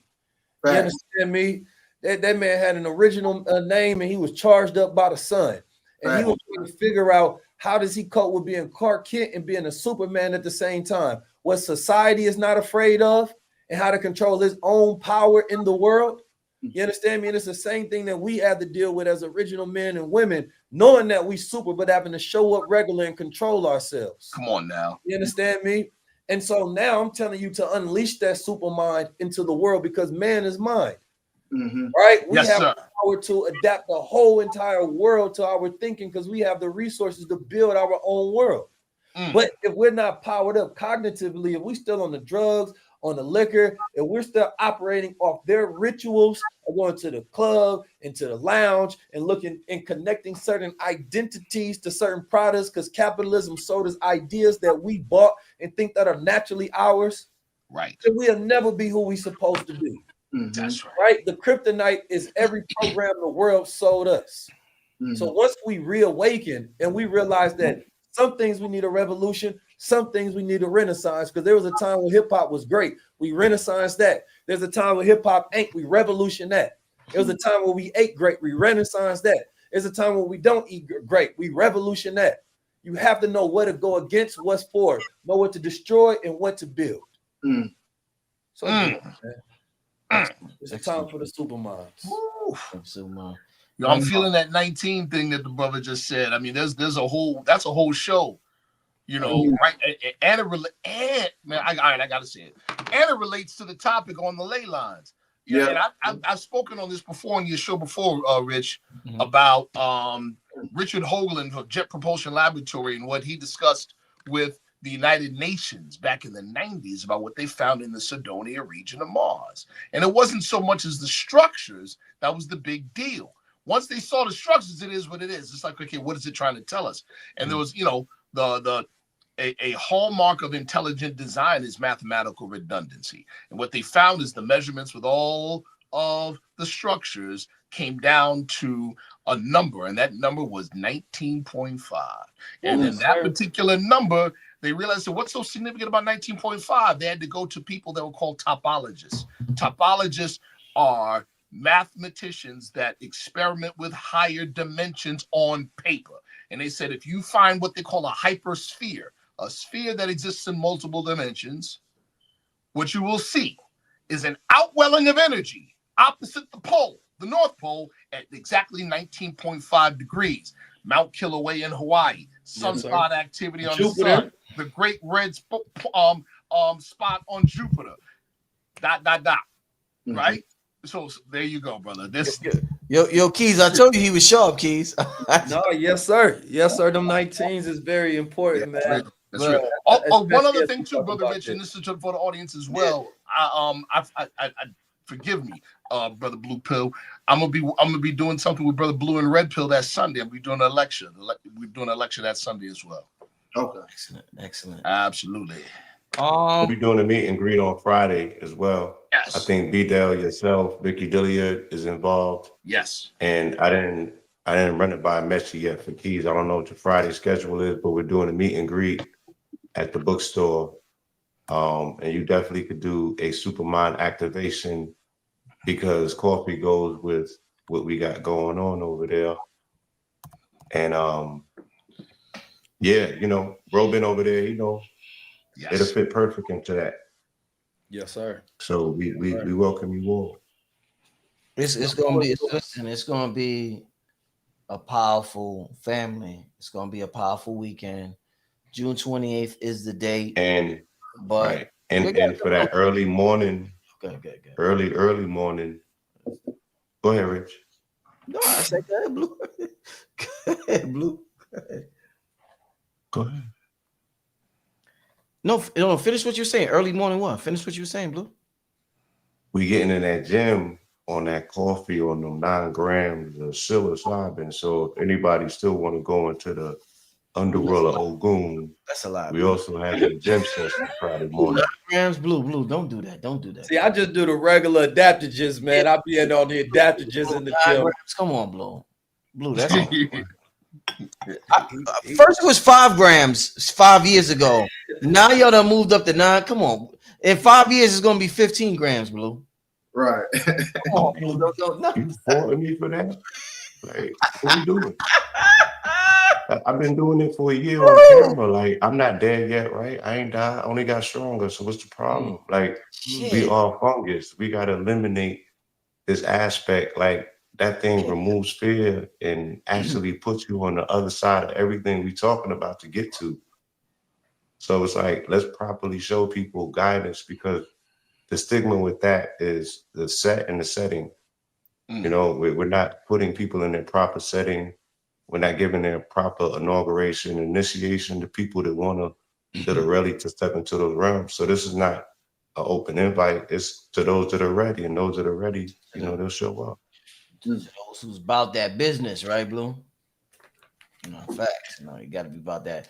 Yeah, Blue's a professional, y'all. Blue's a professional. When y'all see him in the gym and doing what he do, he is a professional, y'all. That is not for amateurs. So yeah, shout out to anybody who tries to deny the heroic dose, right? Yeah. Shout out to anybody who tries. I'm not that shroom dude. I'm gonna bring the tobacco to Stone Mountain. I'm a tobacco dude. I'm the tobacco god. But the shroom, so we need that. I'm gonna bring. We gonna have everything on deck. Supermind, shrooms, tobacco. We you know what I'm saying? I'm the tobacco god. I'm the tobacco, but I'm not down the shroom. I can't. Nah, y'all. I tell you, family. I tell you, I did a edible. I did a brown. Was it a brownie or cookie? And I was asleep for 12 hours. Oh my God. I don't none of that, all that shit that they do. I'm not messing with that no more. No, no, I don't advocate that. Rooms, all that. No, I don't advocate that. Yo, edible. Yo, Blue, real quick, Blue. Before we continue, the edibles, you'll eat it and you'll be like, no, y'all. I don't do that. oh my God, Jesus. I don't do edibles. I don't have no history of edibles to say y'all. I don't do it. I was in the middle of a joke. And no, like all weekend, I've heard people tell horror stories about. I've only heard horror stories about that substance. And again, these are the potentiality of you having a misguided experience lies in the set and the setting. So when people are putting together stuff, you don't know the formulator or the formula. Again, we have to speak very vocal about deterrence. I just came from New York City. There is a uptick in youth with a mental scramble because of misguided experiences with these adaptogens. So that's whatever you know what I mean? Everything that people are coming into contact with, they're not doing it in a responsible manner. And it's something about our people. We have an addictive personality to things. So we wear it out. Yo, everything that we have been introduced to, we've never been taught moderation or aspects of modesty, understanding that certain things are sacraments. And again, there's a set and a setting. This is not recreational. It's meant for ceremony. If there's no ceremony, there should be no partaking. That's why we create aspects of ceremony and we create settings such as for community, for responsibility, because I go around the country and people with the days, and I'm like, bro, we have a particular track record and we're not involved in what's going on in Atlanta with the misguidedness, the niggas living in the forests and sleeping on trees because they things ain't together no more. So this is really occurring. It's happening in the clubs of Atlanta amongst the youth. They're mixing fungus with alcohol. They're doing the no-nos. They're mixing it with the pills and on purpose. Because again, anyone who is responsible would tell you, don't do this with that. Why are they doing it? Wow. So again, I want to be very adamant. I'm not an advocate of that modality. I'm an advocate of knowing who and where and what, right? And creating a set and settings. I've never been attached to anything or anyone who has had a negative experience. I don't want to be associated with that.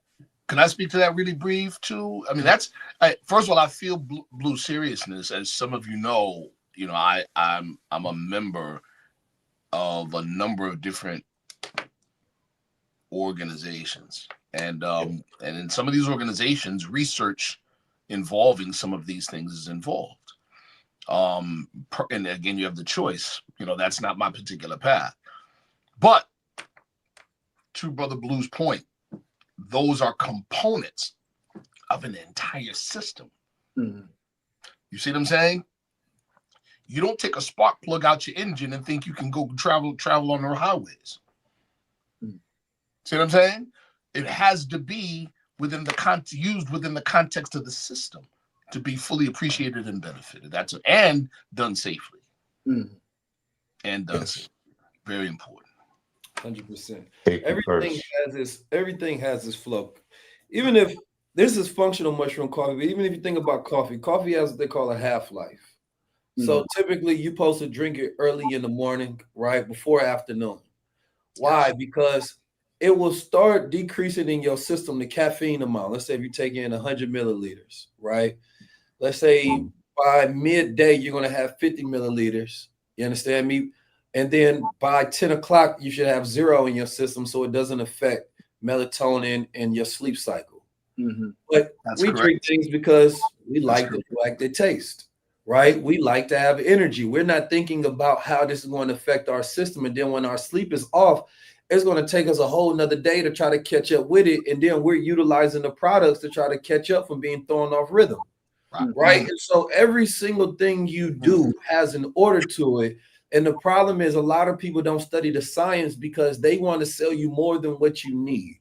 Come on now. Right? And that's when they want to provoke desire and overstimulation. And then that's where you get big pharma getting into shrooming industry, getting into the wellness industry, right? That's why it's important for us to find an organic source, right? To not white label it, to make sure it's pesticide free, make sure it's vegan, right? Essentially make sure that we are involved in the whole entire process. Yes, sir. And the problem, like I started this company Goldwater with my brother Blue Pill. What was that, about 6 years ago? We are about 7 years in. 7, shoot. And just crossed that. Now I'm seeing everybody getting into colloidals, nootropics, adaptogens, mushrooms, etc. It's a wellness trend. Yes. And the reason we started back then because we were studying, right, where the data would go in the first place. But I just love nootropics and adaptogens myself. Yes, sir. I used to be a little dyslexic. I used to have the brain fog. I didn't understand how to activate my lymphatic system, right? They don't even talk about that a lot. We talk about the lymphatic system, but never talk about the glymphatic system, right? Why? Because the more problems we have, the more solutions they can sell. Come on, brother. And those solutions keeps you on a system to where you're stuck, right? As someone buying a product forever. No, the goal is if you're going to buy something, it should be regenerative to keep your rituals up, but more so it should be neuroadaptive, right?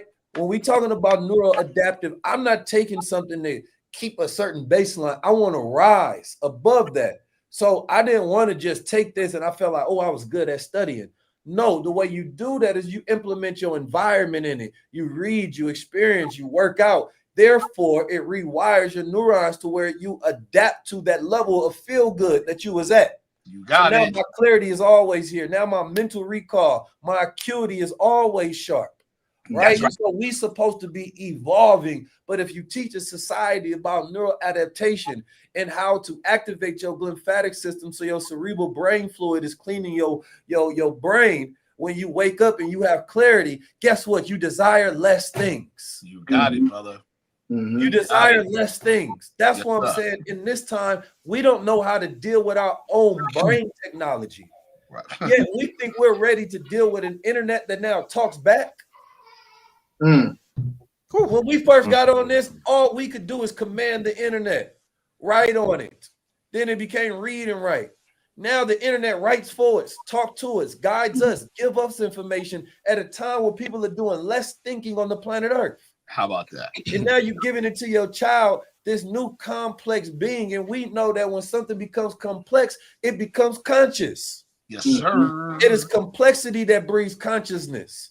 Yes, that's why they try to say that the ocean is complex. That means it's conscious. The earth is complex. That means it's conscious. The sun is complex. Of course it is. That's right. The problem is that not enough of us are complex.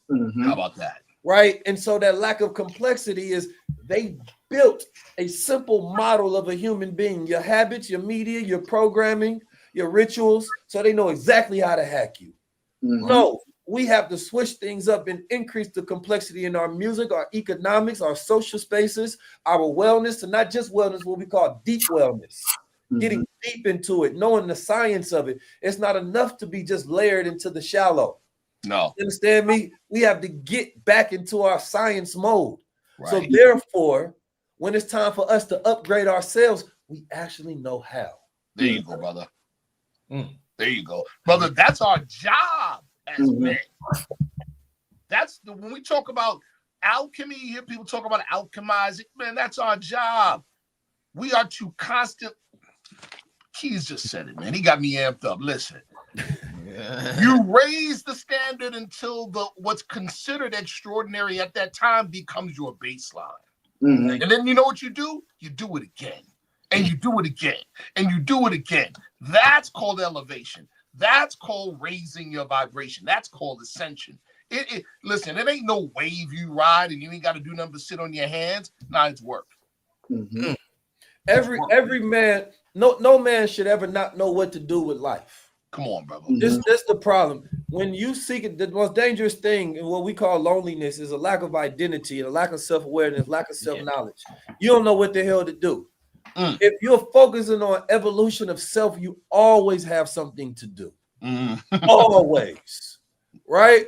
We have the problem with today is that we now have the freedom of a billionaire. We have the freedom of a king.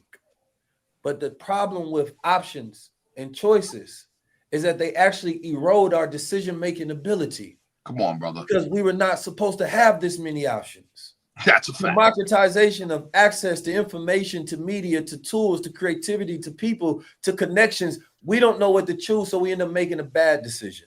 Right? And so we're going to get to the point where the machine thinks so much for you. You're trying to figure out what to do with your cognition because they told you in order to be a mature human being, you got to learn how to balance a checkbook. You got to learn how to deal with your credit. You got to learn how to do all of these things that would make you integrate into a social contract, into a system, so that you can be herded into this system and utilized for your human capital. But now those things are not necessary because we got machines to do the accounting. We got machines to do the legal. We got machines to do the writing and the reading. You don't know it to manage your time. You ain't gonna know what to do with that extra brain power. So you need to focus on stimulating your vision. You need to focus on stimulating your creativity and your imagination. But you can't do that at the 25. Your brain ain't even creating synaptic electrical connection, right? Because the sheath and the myelination of your neurons is no longer producing that electrical energy. So now you can't even learn something new. Now you don't have that adaptive ability, and they using your neuroplasticity against you. They using it against you because they're using bots to influence you into a new identity that becomes permanent. So now we got brothers that's so in love with the MAGA community that they hate black people. Straight They like think that. they the ones that came up with it because information warfare evolved into what you think to controlling how you think. And any nigga that's in love with a white man at this point in time in junction, they love Trump, nigga. The self-hating nigga. That's because the brothers didn't have an outlet. The Democrats left them so alone, so displaced, so devalued that they was looking for it in anybody. It's the same thing a pimp do. When you get beaten, you look for the same person that hurt you to comfort you. It's the same thing as CIA agent does when he want to control the mind. Stockholm syndrome. Rhythm, then he fills the void. You ain't find no new goddamn savior. You just got a new master. And now they showing you they don't give a damn about you. So that's why you got niggas talking about they got niggas, but they got black fatigue. When that was a term coined by a black woman in 2020 to describe our exhaustion with systematic racism and dealing with this. That's a fact. Narrative inversion warfare, utilizing what's familiar to go past your subconscious to control your dumb ass. Hold up. Keys, you had Superman before the show? What you on, brother? Yes, sir. You had Superman? Yeah. It's nothing but that Superman, brother. My cognition is high. You had Superman for real. All right, I'm trying to figure out what's because this dude here, man. The whole show. I gotta take gold water. He got me. Yo, Keys been silently going off. So that's dope. Yeah. Yo, man, listen, I absolutely love this show. I can't wait to June 28th, 5:40. And I'm gonna post a flyer. It's so simple. King Simon is posting the address. Let me see in the chat. We're meeting at 5:45 a.m. Stone Mountain. Let me see where King Simon at? Oh no, that's the links. I posted the address earlier. I'm gonna find it. It's 1000 Robert E. Boulevard. Robert E. Lee. Yeah. Boulevard. Yeah. I want to ask y'all. Shout out to listen, family. Listen. So many people. Listen, I don't have time to go through the names of everybody that's gonna be there. There's gonna be so many legends there. It's just like Billy Carson, Legendary Top Cats is one of them. Blue Pill mentioned Vicky Diller earlier. I'm not even going through the names no more. It ain't about me trying to convince y'all dropping names. Listen, and we got surprises. Oh my God! Wait till y'all see the big surprise. I ain't even gonna say. I'm gonna just end it there. But listen, shout out to Legendary Top Cats. He donated. He's gonna be in the building. That's the American God. He teaches us our indigenous history on this land. I look forward to seeing you there, brother. I seen that video with Red Pill's daughter. She was telling Blue Pill about working out. That was dope on Instagram. So shout out to Red Pill. I think Purple Pill. Yeah. Pink Pill. And my brother Blue Pill. You know, y'all just reminded me of something I did want to ask y'all. I wanted to go to this question. But real quick, this is a quick question. I don't want y'all to be an hour on this. Listen, so this is what I heard. All right, listen, this is what I heard. Because all y'all be hitting up the gym. I'll be seeing Blue Pill and Bdell and Keys and Sharif. Y'all be hitting up the gym and shit, right? So there's this dude, in terms of like, getting in shape and health, everybody's in health on this panel. Gerald Pollack talks about, and I just had Dr. Catherine Clinton on my show. I don't know if y'all seen that. Did you see that, Blue? The last one? I'm gonna catch it. I love her material. Wonderful person. But listen, Blue, we was talking about. So Gerald Pollack talks about working out. Brothers talk about the oxygen and shit like that. He talks about how it ain't the oxygen that we need; it's the electrons within the oxygen that our respiratory system needs. So does any of y'all know about that? He's like, because all we always hear about H2, oxygen, oxygen, oxygen. He's like, no, it ain't the oxygen. It's the electrons that once it reaches our respiratory system, it uses the electrons within the oxygen that gives us what we need. Does anybody know anything about that science? Yeah, my process that I've mastered is utilizing my diaphragm as a hydraulic pump. So I'm splitting atoms and utilizing that electron to do everything that you see that I do in the gym. I don't use muscles. That's muscles is not gonna cut it. What are you Muscles talking don't got me pushing about? 4 plates. You don't use muscle. He talking that talk. Explain that to me. That's interesting. What do you I mean? That's the science I don't utilize. All right. Explain You that, know, Blue. initially I was coming on this program with the brother Just Be Todd. He was my Bakwa teacher and his professor, Professor Gainey, may he rest in peace. This is the melanated man from Coney Island who was in the Martial Arts World Book of Records twice. I know These are individuals that I have bore witness to that have utilized energy and have pushed people through walls without touching them, meaning that he was on the other side of the wall, and these are elementary school walls, the prison, the thick walls, and somebody else was on that side, and he garners the energy and pushes it, and that person falls, right? So that's the master teacher that I trained under. He gave me this process called Iron Belt, and Iron Belt forced me to learn about my diaphragm.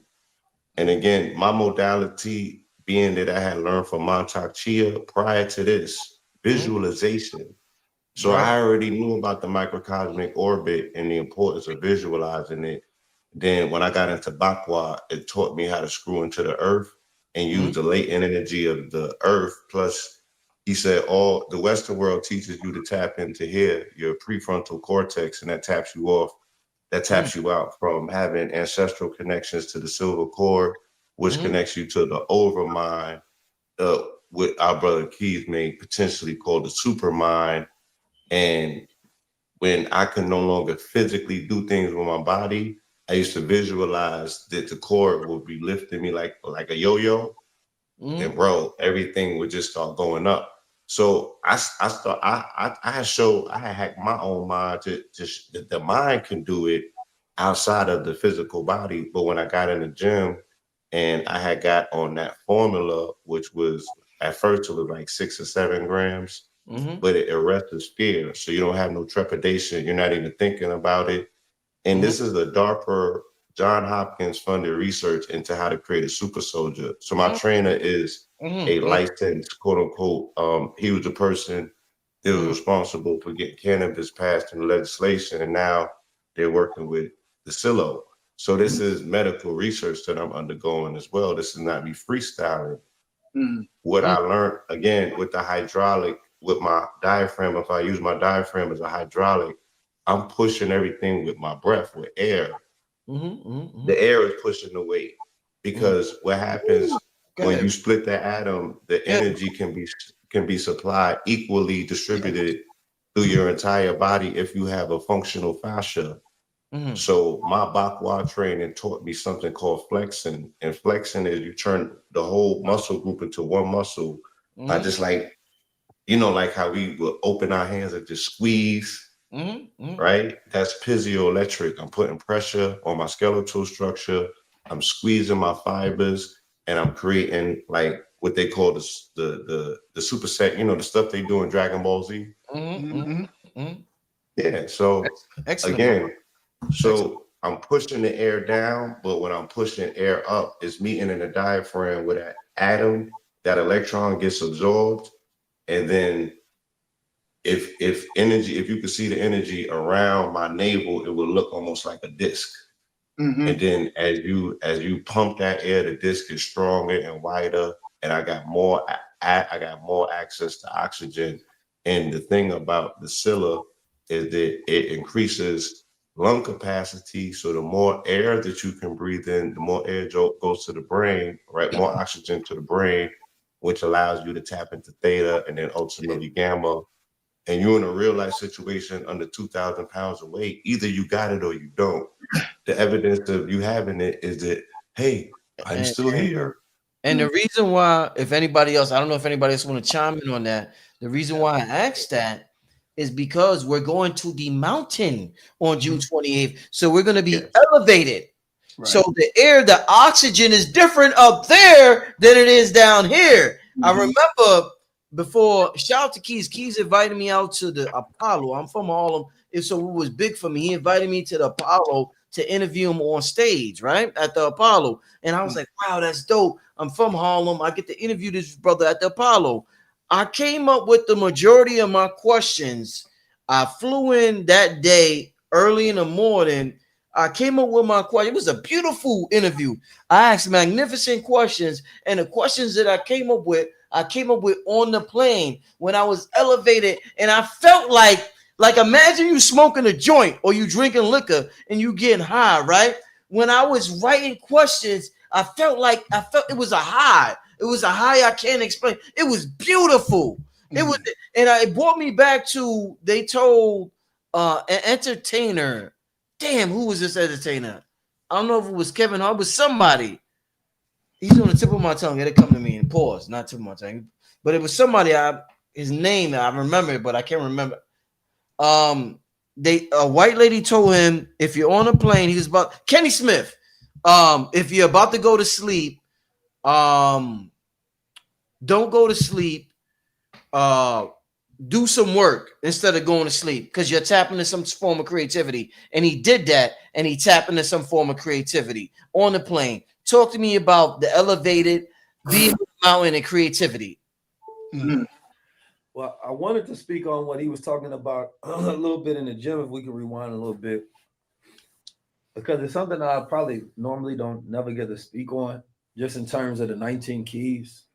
I haven't put out that manifesto for the world yet, but one of them deals with bonders in the body.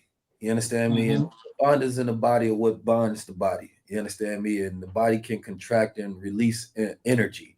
And so part of that keys is the knowledge to how to unlock yourself to where you can go into this resonant state, right, of enlightenment and higher consciousness. And so when we talking about fascia, right, which is like a mycelium network for the body. You understand me? To where when you contract that energy, it creates vibrations throughout the body and piezoelectric activity. When I was in the gym today, I was under 3 plates. I was a little hungry today. You understand me? And the only reason I typically don't even go in there and eat like that, but I was in Chicago and my brother Golden Child, I was like, brother, what you lifting? And he said 4 plates. And then he looked at me and said, brother, what you doing? He said, you doing 3 plates? I said, brother, don't ever assume my limitations, first of all.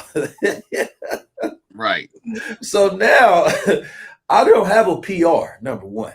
You know what I mean? I don't have a personal rep. I don't have a personal best because a PR is a limitation, right? But now I got to go eat 4 plates. But I knew I hadn't worked out in a little bit, so I couldn't go in there based on my muscles. I had to go in there utilizing my fascia energy. And I'm not about to lift that 4 plates with muscle. It's the difference. You ever watch Dragon Ball Z and you see him power down to his regular state, right? And that regular state is similar to like him using regular physical muscle. But then he throws on his aura, his chi. You understand me? And then he becomes way stronger. His physical body hasn't changed much, maybe a little muscle growth. But what makes him almost infinitely times stronger, right, is his utility and his direction of that energy, right? His ability to be able to control this chi. Even regular humans can tap into it, but the Super Saiyans come from a different place to where they're of a warrior race. And so that warrior race can tap into it in a heightened state, right, on a whole nother level. And the more that they go through, the more resilient they become and the more powerful they become. And so a lot of people talk about trauma, right? But we never activate that chi. We never move it out our system and direct that energy. So we have a lot of energy that's stuck in us and we don't know how to unlock. So when I see Brother Blue Pill, I know he's utilizing that fascia energy. He's condensing that muscle and contracting it and making it stronger and stronger. And the more bonding of that muscle, right, the more electrical charge is in between the bonds because of the resistance of magnetic energy. Right? And his ability to be able to move that chi, whether it's through his legs or whether it's through his hands or through his back. This is the one thing that man and woman is missing, again, going with the harmony of the body. When we start working out one muscle group as if that's how the body moves. Come on now. The body moves like a web to where all of this is connected. So we have Chains. unnatural movement. And That's so right. when we're doing this, we have to use muscle because it's not a movement that uses the web of our body. And we become disconnected because we eat so much food that gives us inflammation instead of the food having information. You understand? That the body can download and grow from. Right? So again, when we talk about deep wellness, this should be the average knowledge that the average man knows about his body. Right? The fact that we know more about the government body than we do our own body shows us how we've been deprogrammed to care about external realities and not internal ones. That's right. Therefore, this is why we can't control reality. That's but as my brother was talking about elevation to different planes, yes, as your brain goes through different atmospheric conditions, it has shifts on the consciousness. You understand me? Just this period of going to different spaces. But when we not breathing, which I think is the pandemic of our time, is that we don't breathe correctly. So our spirit is always erratic. And when there is more electrical magnetic energy coming, it affects the heart. This is science. You can go look up the paper right now on how it affects the heart rhythm. That's right. right. So you got heart problems, it's going to affect how you breathe. It affects how you breathe. It affects how you regulate your mood. And you affecting your mood, you're affecting your relationships with yourself and others. Yes. Right. So you have to be cognitive of the forces all around you and inside you. And as you move around, and you have to get to a space as a human being, not operating based on your name, your title, your money, your car. Right. Man has been robbed of being appreciated as a optimum human being because we've been appreciated as CEOs, money getters, hustlers, gangsters. You understand me? Influencers, YouTubers, streamers, and whatever else you want to name it. But as a human being, when was the last time you was appreciated on how you are able to optimize yourself? Come on, brother.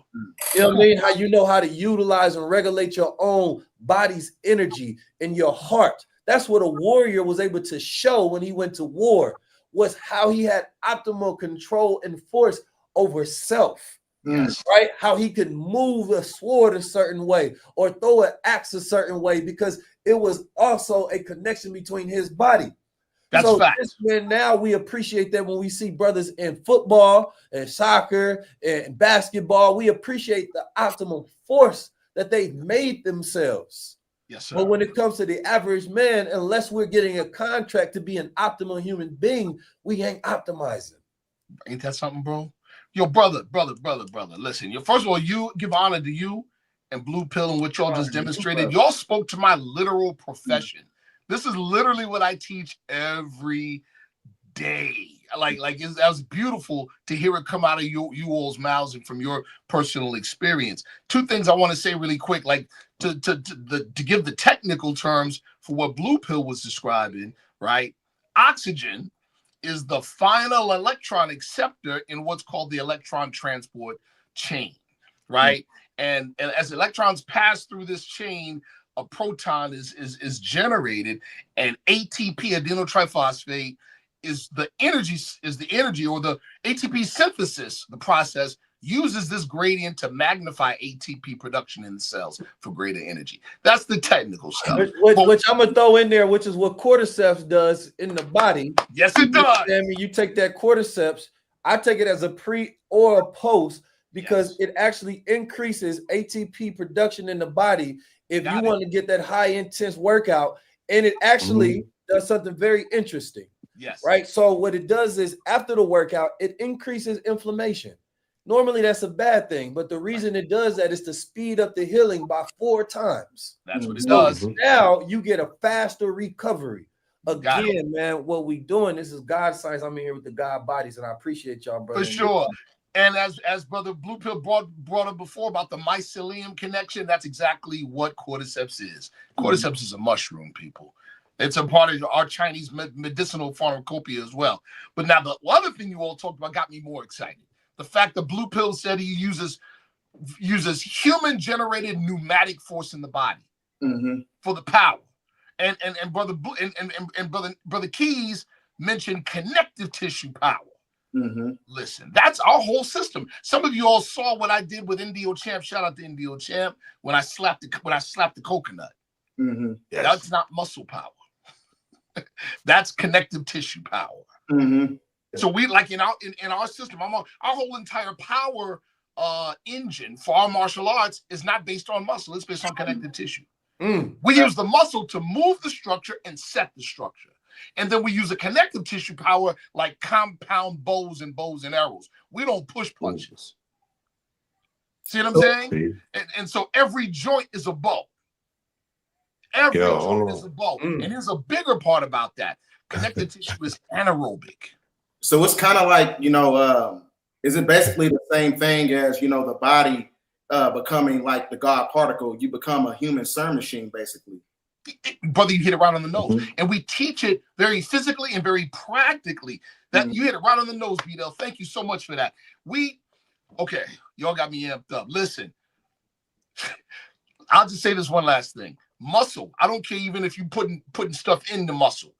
After a particular point, muscle development starts to do this. But connective tissue, you could develop until you die. Excellent. Connective tissue could develop until you die. Think about your Achilles tendon. That's the strongest tendon on your body. That thing can hold up a car engine, a 2,000-pound pull. Understand? That's power, people. Break that shit down, Sharif. That's power. Break that shit down, That's why in martial arts they talk Break about that stance shit down. training. Stance training being the #1 skill because that's what's connecting you to Mother Earth. Well, what's the #1 skill? Say that again. Stance training. In other words, you standing on the ground and plugging into Mother Earth. So when we hit you, if you do it right, you feeling 196,940,000 square miles on your fist. It ain't just your muscle. It ain't just your arm. And that's like the Black Panther suit, essentially. Oh! You know what I mean? Like that Black Panther suit where he was able to absorb energy. Yes. He wasn't a super muscular guy. But again, as melanated people, we're able to condense solar energy in our bodies. Yes, sir. Imagine your ability to be able to release that energy at will, right? So when that connective tissue is operating, when that fascia system, because if you ask any athletes, a lot of their conditioning, and one thing that I like to do is I take a towel now and I crunch my toes under that towel. You understand me? In a complete movement, because it had to reconnect my toes all the way to my hips, right? So that electrical grid reactivated and I stopped having problems with my knees. Because from your toe to your tongue, everything is all connected. All connected. But the problem is we're not even doing full movements. You know what I mean? To connect all of that. Most of the time we doing halfway movements. We doing halfway this. You want to get a full workout, do it fully.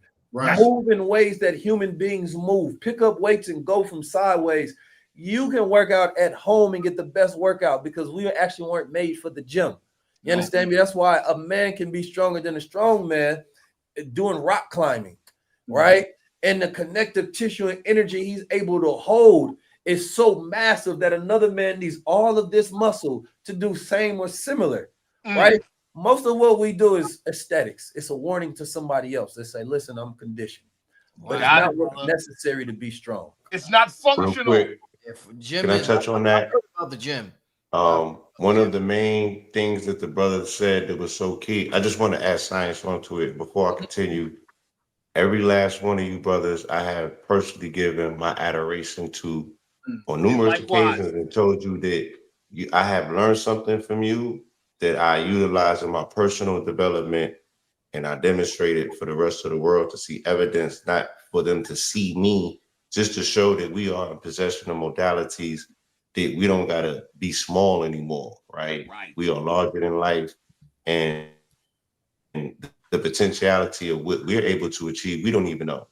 And sometimes it scares us, right? For the people that it scares. There's those amongst us that are scared by the potentiality. Then there's those amongst us that accept the challenge. So what you were speaking about, it registers directly with well, I'll touch on Brother Sharif first. Yes, sir. You know, you're speaking about teaching in these particular modalities, and you know, the unlocking of that latent energy, that subtle energy body of what you're speaking about, that connective tissue, and what Keys is speaking about is key that he said from the toe to the tongue. When I activate and put the tip of my tongue, right, once my toes are open, that's the evidence of whether your fascia is functional or not. But once you're able to actually curve the tongue to the tip of the roof of the mouth and lock it in, I have achieved, and I've showed and demonstrated this, where I do box breathing to get me into theta, to get me into gamma, where I hold the breath, you know, I do the whole routine from 4, 8, 16 to 32. Yes, sir. I've achieved it last summer where I could count to the 32 and exhale without exhaling with my mouth. I exhale through my mind. And I'm just saying, like, I got it on camera. So it's not like I can front. If I'm holding my breath for over a minute and they're like, why isn't he turning blue or dying? Because I learned how to utilize by locking the tip of the roof of my mouth, how to create a circuit where I can exhale in my mind visually. Now, my master teacher told me don't teach that in public. Right. Yo, bro, we call that skin breathing. We literally call it skin breathing. Yeah, that's a real skill, brother. Yes, sir. Yeah. Yes, sir. So we take these modalities and we test them on ourselves. Yes. And those of us that are that crazy go that far with it. And then we have these breakthroughs and we come back to y'all and we be like, yo, we're invincible. Like, we have no idea how much access to energy and power we could potentially harness if we are intentional about it. And if you speak to the universe and say that you are open, receptible for the cosmic energies to utilize, you know, for the cosmic imperative and the agenda to whoop feet on the adversary, you're going to get powered up. Yes, sir. And you continuously show up with a resonance that you don't harbor fear in your body about what needs to be done. You know, the magic is in the momentum. So the fact that all of you brothers have spoke to something that I know shows evidence that you are doing the work. You know what I mean? Yes, that's sir. an amazing thing. And the community really gets to benefit from seeing a demonstration like this. And yeah, happy born day to Pop. You know what I'm saying? Again, this concept of planting seeds that will spark the minds of someone in the future will carry forward the Renaissance. Like he said, we just, you know, re-implementation of a Renaissance and revolution in places where things need to be revolved at. But we need to dust off the things that we do have and that have come natural in a 100-year cycle. Stuff from the 1920s, yes, stuff from the 1930s during these Renaissance period. Our intellect is our biggest asset. You know what I'm saying? Like Key said, it's time to reinvigorate intellectualism, but also, you know, don't neglect the body, because this vehicle is our fulcrum and this vehicle is our vehicle. You can literally turn this into a light body. Come on now. You know what I'm saying? And traverse this particular dimension. And there's so much that awaits us in a very near future if we're able to physically hold on to these vessels. And the more that you show up to say, I'm willing to train and go through the pain of what it takes to get over that threshold, to get into that terrain, the universe is going to show up for you. One thing I want to add to this conversation, because Brother Blue, that was 100% brilliant. This whole conversation has been brilliant, and I appreciate it. It's always good to be in a cipher event that can understand, right? Most people who study are silent until they're around ears that can actually understand, not just hear. Because we speak to a lot of people who can hear, but not always understand. So when a man feels truly seen is when other people understand him. You understand me? And so when the intellects, and that's why creating intellectual safe spaces, if you will, or brave spaces, is to be around other people who allow you to be seen and observed. You understand me? Now, as we are entering into this age that we are in, it's important to enter more human words, right? Specifically, I use the word flow and harmony a lot because these are human words. These are words of nature. These are words of the universe, right? We have been operating and locked into and land logic for a very long time, right?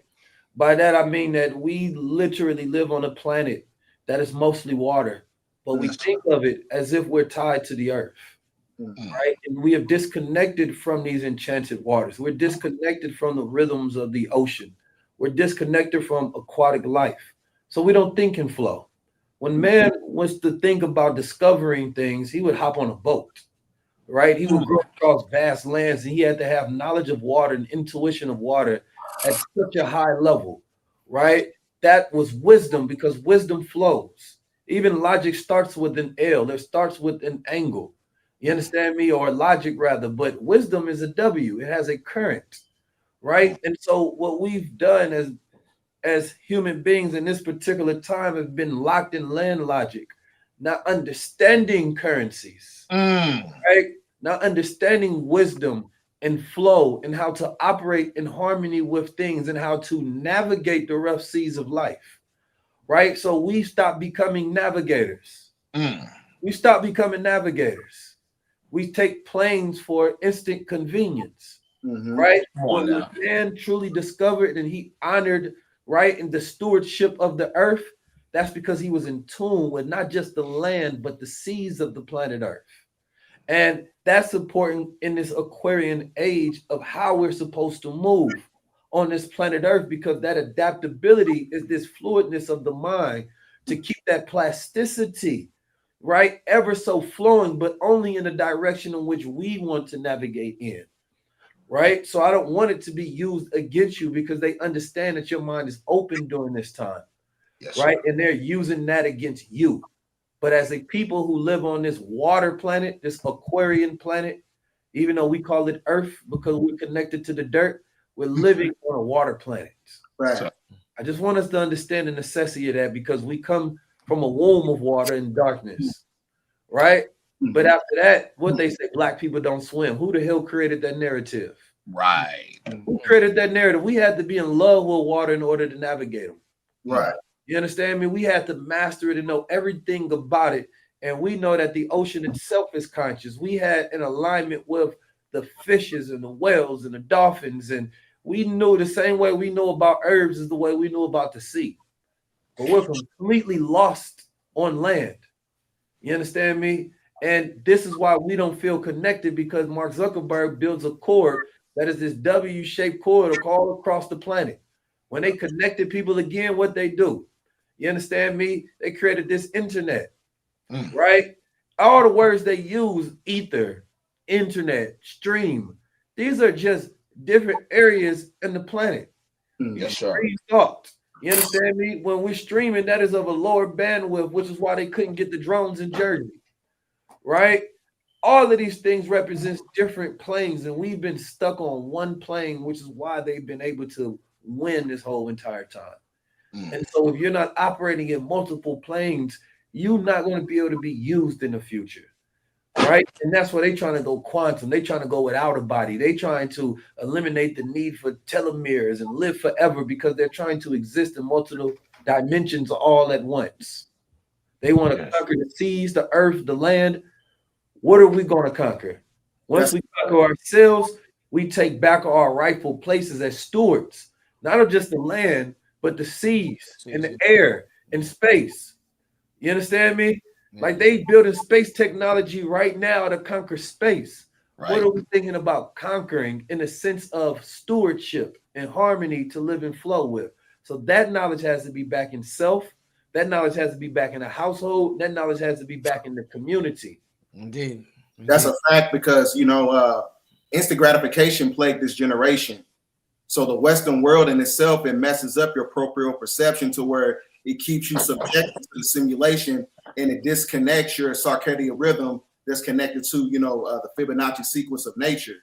So we have to understand that, the mind is God, right? So in order to escape this matrix system, you have to understand the mechanics of mind, science, technology. God is the highest extension of the mind, which uses elements and matter to express itself. So once you're able to express yourself mentally, this is when you basically take control of your environment, right? Because the mind in itself is a spiritual receiver. Come on. So then, that also coincides with the ley line grid system in itself, because the closer you are to a ley line grid system, it creates a sustenance of consciousness, Mhm. right? Mhm. Because it activates and turns on the soul's frequency broadcasting system. That's all connected to certain geographical locations. As far as you tapping into your God frequency, the gamma radiation that gives you that power to, do things like Blue Pill does in the gym. So, just based on certain geographical locations and being able to tap back into your true energetic power that connects you right back to the energetic frequency of the soul, it depends on geographical locations also. So that also is acclimated to that construct. I'm gonna say one last thing in Yeah. connection to that. Like, even when we think about the moon, we think about a full moon and how it affects us. It's not the moon directly that affects us. It's the moon pulls on the water of the earth, and that gravitational pull affects our cerebral brain fluid, right, in our bodies, and that creates this connection to where we can throw off our sleep rhythms, and it can change our brainwave activity. You understand me? So when we think about the waters being purifying, this is why brothers will fast during those times, because we are already pulling so much energy and taking us into chaos. We will create rituals so that we can live in order, right? There was always the so-called holy water. It was that ritual and representation within self, cleansing your own waters. The water in our body is what stores the memory.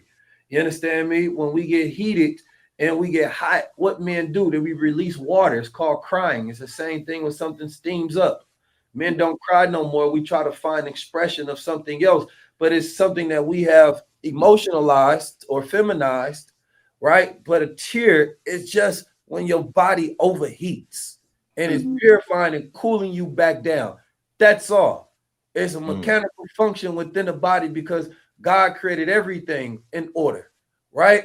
So when I think about that again, as men learning how to operate within function of self, we have to take away all of these media-driven narratives that sold us to disconnect to ourselves, disconnect parts to our functions that allow us to live in harmony and order within self. Because the original man had no problem with a tear.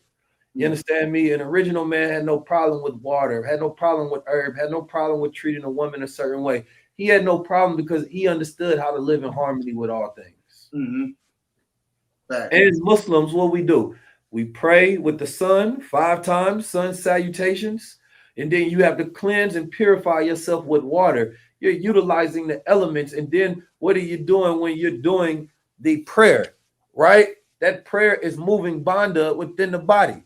It's moving the fascia system as you're praying. You're creating inversion to clarify the mind throughout the day consistently. It is a ritual of cognition and connection and consciousness. You know what I'm proud of? All right, so today's Monday, right? There's billions. What Trump be like millions and millions? What he be saying? Millions and millions and billions. And, you know how they create that meme. All right, so there's so many. The internet is full of information, right? You're not gonna get anything like this tonight. You're not gonna get anything. What your witness? And this is what I don't want people. Sometimes we get used to greatness and we don't appreciate it. What's happening tonight, family, is not happening all across the rest of the internet world. This is something unique that happens in certain unique places on the internet. Isolated, but in terms of like worldwide access, Africa, Australia, Europe, all these places in the world, America, Canada, South, Mexico. This level of information is not available. What makes us special is that we actually apply this information. I don't want y'all to get high off of this information, family. I want y'all to hear what Blue, Sharif, Keys, and Bdell said. And if you just had to sit still for 5 fucking minutes, if you just said fuck it, I'm gonna just sit still for 5 minutes and listen to my thoughts. Do that. But make a move physically. Make a physical move after tonight's show. And then I want y'all in the comment section to tell me what move you made physically in the comment section. If you didn't make a move physically, don't comment. If you made a move physically, tell me in the comment section, what did you do physically after tonight's show? Because you got to be inspired. You can't tell me you wasn't inspired, nigga. I know y'all wasn't men and women, nigga. Y'all know y'all was inspired. Tell me what y'all did physically after tonight's show to let me know that we on the right course. Brother Something, Rich. anything. It Brother could be the Rich, Sharif, I'm it could be inspired. the lightest thing. It could be the smallest, lightest thing. But I need to. This is the homework assignment. There's over 2,000 people in here. There's been we've been here over 2 hours. There's been over 2,000 people for the past hour. 2,000 of y'all are really tuned in. I need 2,000 comments. Why wouldn't I get 2,000 comments telling me what did y'all physically do? Right. There shouldn't be a reason why I won't get 2,000 comments telling me what y'all physically did. Come on now. I don't care if you say I rubbed my lady's fucking back in clockwise or counterclockwise. Nigga, anything.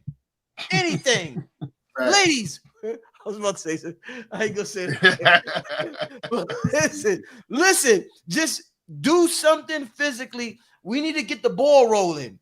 We need to get the ball rolling with these shows that after you watch the show, you do something to follow up from the show to represent the knowledge that you got from the show physically. So tell me what you did physically to represent that's a representation of the knowledge you got from the show. Anything, family. What comes to your heart? Blue, go ahead. Blue Pillar, go ahead. Real quick. We got about 20 more. I'm sorry, y'all. I know we've been on 2 hours. Give me 20 more minutes. We're about to wrap it up. I'm not trying to keep everybody on here all night. 20 more minutes. Blue Pill, go ahead, my brother. It would be a wonderful opportunity for each one of us to also assign a homework. Like if there's a particular modality that you can suggest that the people do, because it's a lot of information. And look, if I'm taking notes, right? Here's my notes. You see mine? Right? You see if mine? I'm taking notes. Exactly. I gotta go over this and research it. You know what I'm saying? Like the people are probably being hit and inundated with a lot of light. And again, like their suit, their melanin absorbs that light, vibranium, and it's going to crystallize it into whatever the intention is. And they'll wake up refracted somewhat different after the somatic death of this evening. Absolutely. If they set the intention and you speak life over what you want to rebirth and reborn as, the opportunity to take this information into your subconscious realm and have an aspect of rebirthing, yes, that we afford you that opportunity coming into the newness of tomorrow. So we're going to charge them with, being a better version of yourself tomorrow with the information that you have taken in this evening. Whether they activate it or not, they still absorbed these rays, this light, this intelligence, but it even works better if you're intentional. So what do you want to change, family? You want help with breathing? I definitely want to teach you how to breathe better because, as he said, melanated people, Black men in particular, the number one leading cause of death in this country is heart disease. And the heart disease is not something that's primarily just based on health disparities. It's broken hearts. It's matters of the heart. It's the thing that we're speaking about, the lack of appreciation of being a man, period, let alone a father. That's triple time. And then melanated, that's quadruple time, right? And we got to carry that and still be ambitious to have plans to go against the torrent, to say, no, I actually want to go and uplift fallen humanity. I want to go against the wave of where they said I should be going and go against that torrent and go and get that fallen lady and uplift her and walk through the hurricane with her. That's what we signed up for. So got you. With no pension plan. I'm listening to you and I got something to with no pension plan. So yeah. Everybody already burnt the boat. You know what I'm saying? We can't go get the 9 to 5 at the corporate, right? Palantir already got our profile. So this is Blue. We when we leave ourselves with no option, then the world opens up to us. right? Because a man who has not found what life is willing to live for, you feel me? He's looking for something. He's looking for any and everything to die for, and that's why our babies is out here crashing out. That's all that's going on with that. So, yeah, I want to help, instruction in terms of the breathing. I'm listening. With that being said, I want everybody, if you want a more direct homework assignment, all right. So, and this is why we have groups, and and I appreciate you for saying that, Blue. I really do, my brother. I want everybody in the chat. Like I said, there's 2,000 people that's been tuned in for over 2 hours. Obviously, there's something you're interested in. You wouldn't waste a Monday night. You know how important a Monday night is? We have children, we have jobs, we have this, we have that. You've been here for 2 hours. Just the listen. Game is on. The game is on. All types of stuff. Listen, family, I want all of y'all to participate in this. Imagine you had, and you've heard this before, but this forces you to think about something. We talk about being purpose driven. We talk about following your passion and different things of that nature. Family, if we were told, everybody in the chat, if we were told we had 1 week left to live, I want to know, what would everybody tap into? What would be your main focus in life? What would you concentrate on? I want to know what's important to you niggas. Brother Rich. I know what's important to me. Blue Pill, it makes me feel good just to read the comments and hear the different responses, the different perspectives on life. Let me know, family, if you had a week left to live, all 2,500 of y'all, what would you do in that week? What would be your main focus? What would you focus on? What would be the last couple of things you wanted to tap into, family? I want to know. This is going to help all of us decide what's really important to us. Brother Rich. Go ahead, Sharif. Go ahead, I got to run, but I just wanted to. First of all, I learned. Yeah. I feel like I was in the audience. I learned so much from my brothers here on this panel, man. I love my brothers, man, for real. With a warrior's love. All of y'all, man. You all, jeez. Like brother, like you did, Blue. I was taking notes. I'm learning, right? But to your point, to your question, brother, to your statement, brother Rich. And this is just what came to mind as you were speaking. This came to my mind as you were speaking, so I can't take the credit, but I want to share it with everybody really quick, right? Keys said, man is mind. We teach that in the Moorish Science Temple of America, that man is mind, that man became a living soul, that man is not the body or the soul, but man is spirit and part of God, right? That means man can't die. Y'all remember the movie The Matrix? You remember the one point when he goes to see the Oracle for the first time, he's waiting to see her? And the little European bald-headed boy has a spoon, the spoon's bending, right? And then the European boy looks at him, he says, don't try to bend the spoon. That's impossible. Yeah. Just try to realize the truth. And he said, what's that? He said, there is no spoon. Then you will realize that it is not the spoon bending, but it's you. But people didn't really understand that. Let me share what just came to me on this. In the end, what happens, we all see what happens to Neo. He gets boomed, right? His wife speaks to him subconsciously and says, get your backside up.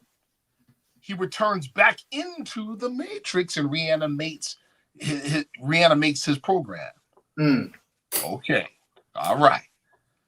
You know what he realized? Or not yet, but later on realizes, or that we all should have realized? That man is mind, man is conscious. No, man is mind, and consciousness is the movement of mind. Consciousness is the movement of mind. Neo was the Matrix. Can you hear me? Can I say something real quick, Sharif? Yes, sir. I know we pressed with time. We all about to wrap it up. I've heard that, right? And I agree with that. Don't think about the spoon. You are the spoon. one of my, I don't know if you would call it fears. One of my concerns or fears is that if I fully embrace that philosophy, life will not be as. I think I know where you're going. We don't want to lose ourselves. We don't believe in the whole thing of the drop of ocean. Listen, no, Sharif. Yeah. I won't have a human.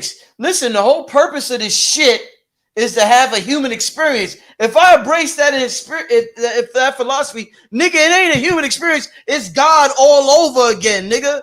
It's not a human experience, nigga.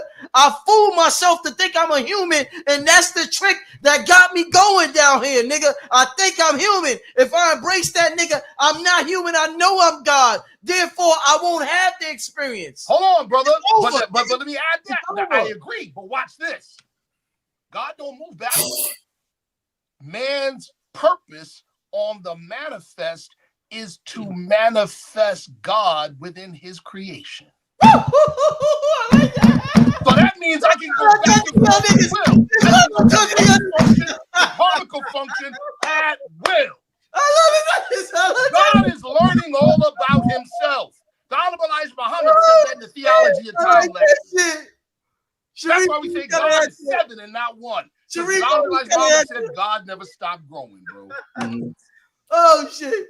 All right. See, I agree. That's why I said you got to use the matrix in order to get out. There you go, bro. There you go. Because the system, what it does is they supplicate your emotions and it transmutes into a weakness. Yes. By way of a trauma. Yes. So the trauma is a catalyst that brings you right back to the matrix. That's why you have to go through a process of self-realization, which is the Melchizedek. So you have to heal yourself and heal before you tap into your authenticity, which leads you to your purpose. There you go, bro. We want to, and see that came to mind, Brother Rich, because what we want to do, and it's something that Blue was saying. And shout out to my brother Baba Kalindi out of Detroit, Michigan, psychonaut extraordinaire. Right? I didn't go that path, but he gave me so many jewels. The number one thing he learned from his excursions with massive doses of mushrooms was this: that there is no death. He said, people talk about it. He goes, but I experience it. I know. See? So when you said, you got 1 week to live, bro, that means I'm preparing to die. And the whole idea is what does it say in the Bible? Oh, death, where is your sting? I'm trying to take the sting away from it, bro. See? Loving it.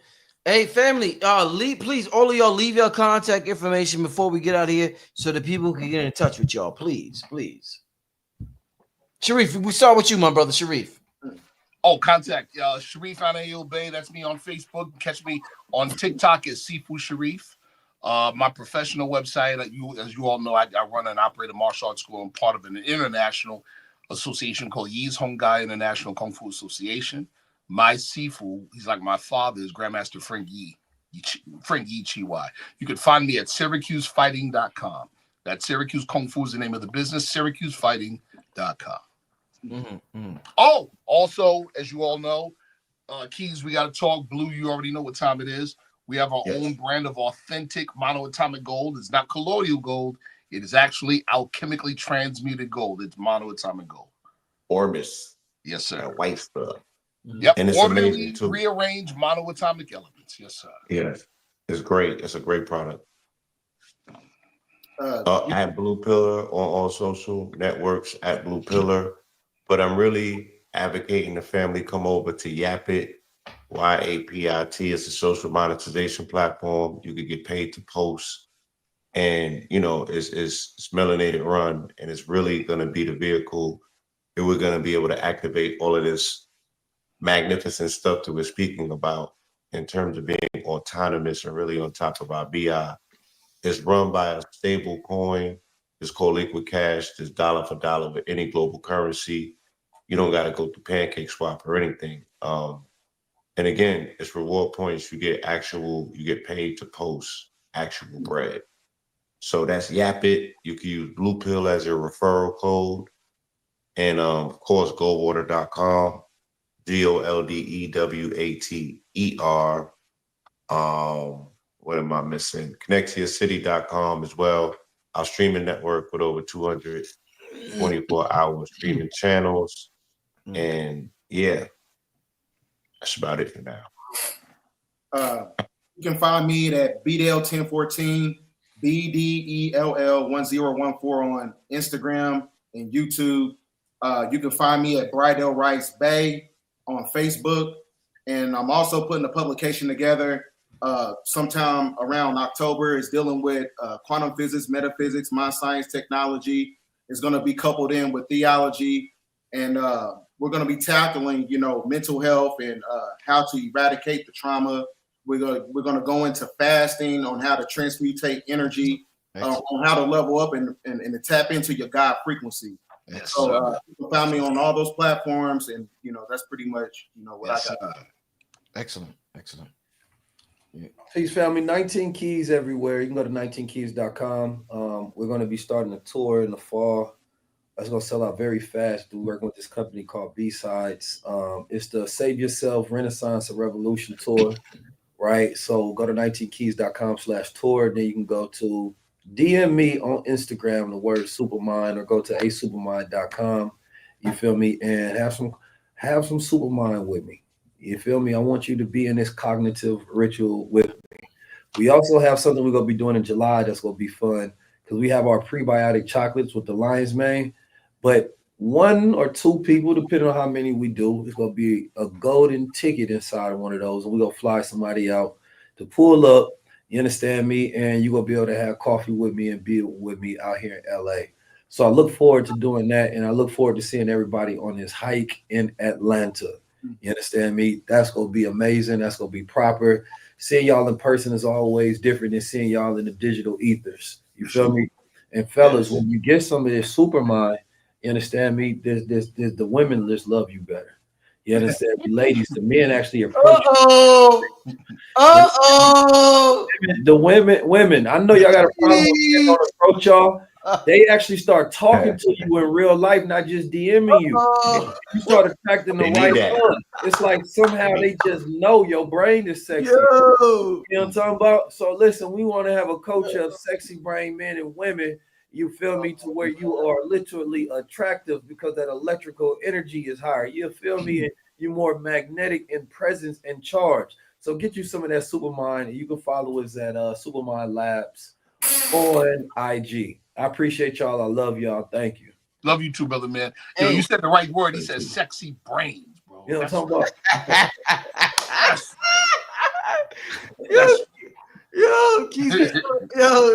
I love that shit, man.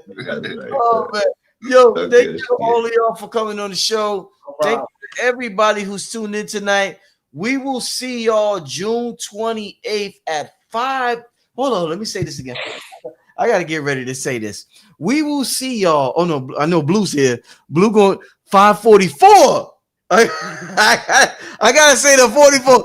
We will see y'all at 5:44 in the morning in Atlanta. No, in Stone Mountain. I'm not saying Atlanta. In Stone Mountain, Georgia on June 28th. We will have a hike up the mountain. We're hiking up the mountain with the sun, unlike anything Stone Mountain has seen before. This is the energy. Look, Vicky Dillard is gonna be there, y'all. Y'all know what type of energy Vicky Dillard is coming with, y'all. Chief Topcats is gonna be there. Billy Carson is gonna be there. I mean, family, you do not want to miss this. June 28th, 5:44 a.m. I'm gonna leave the address in the description of this video. I will see everybody there. Thank you. God bless. Thank you to all the brothers who's on this platform tonight, and I will see y'all tomorrow. Peace and blessings. Peace, y'all. Peace, family. All right.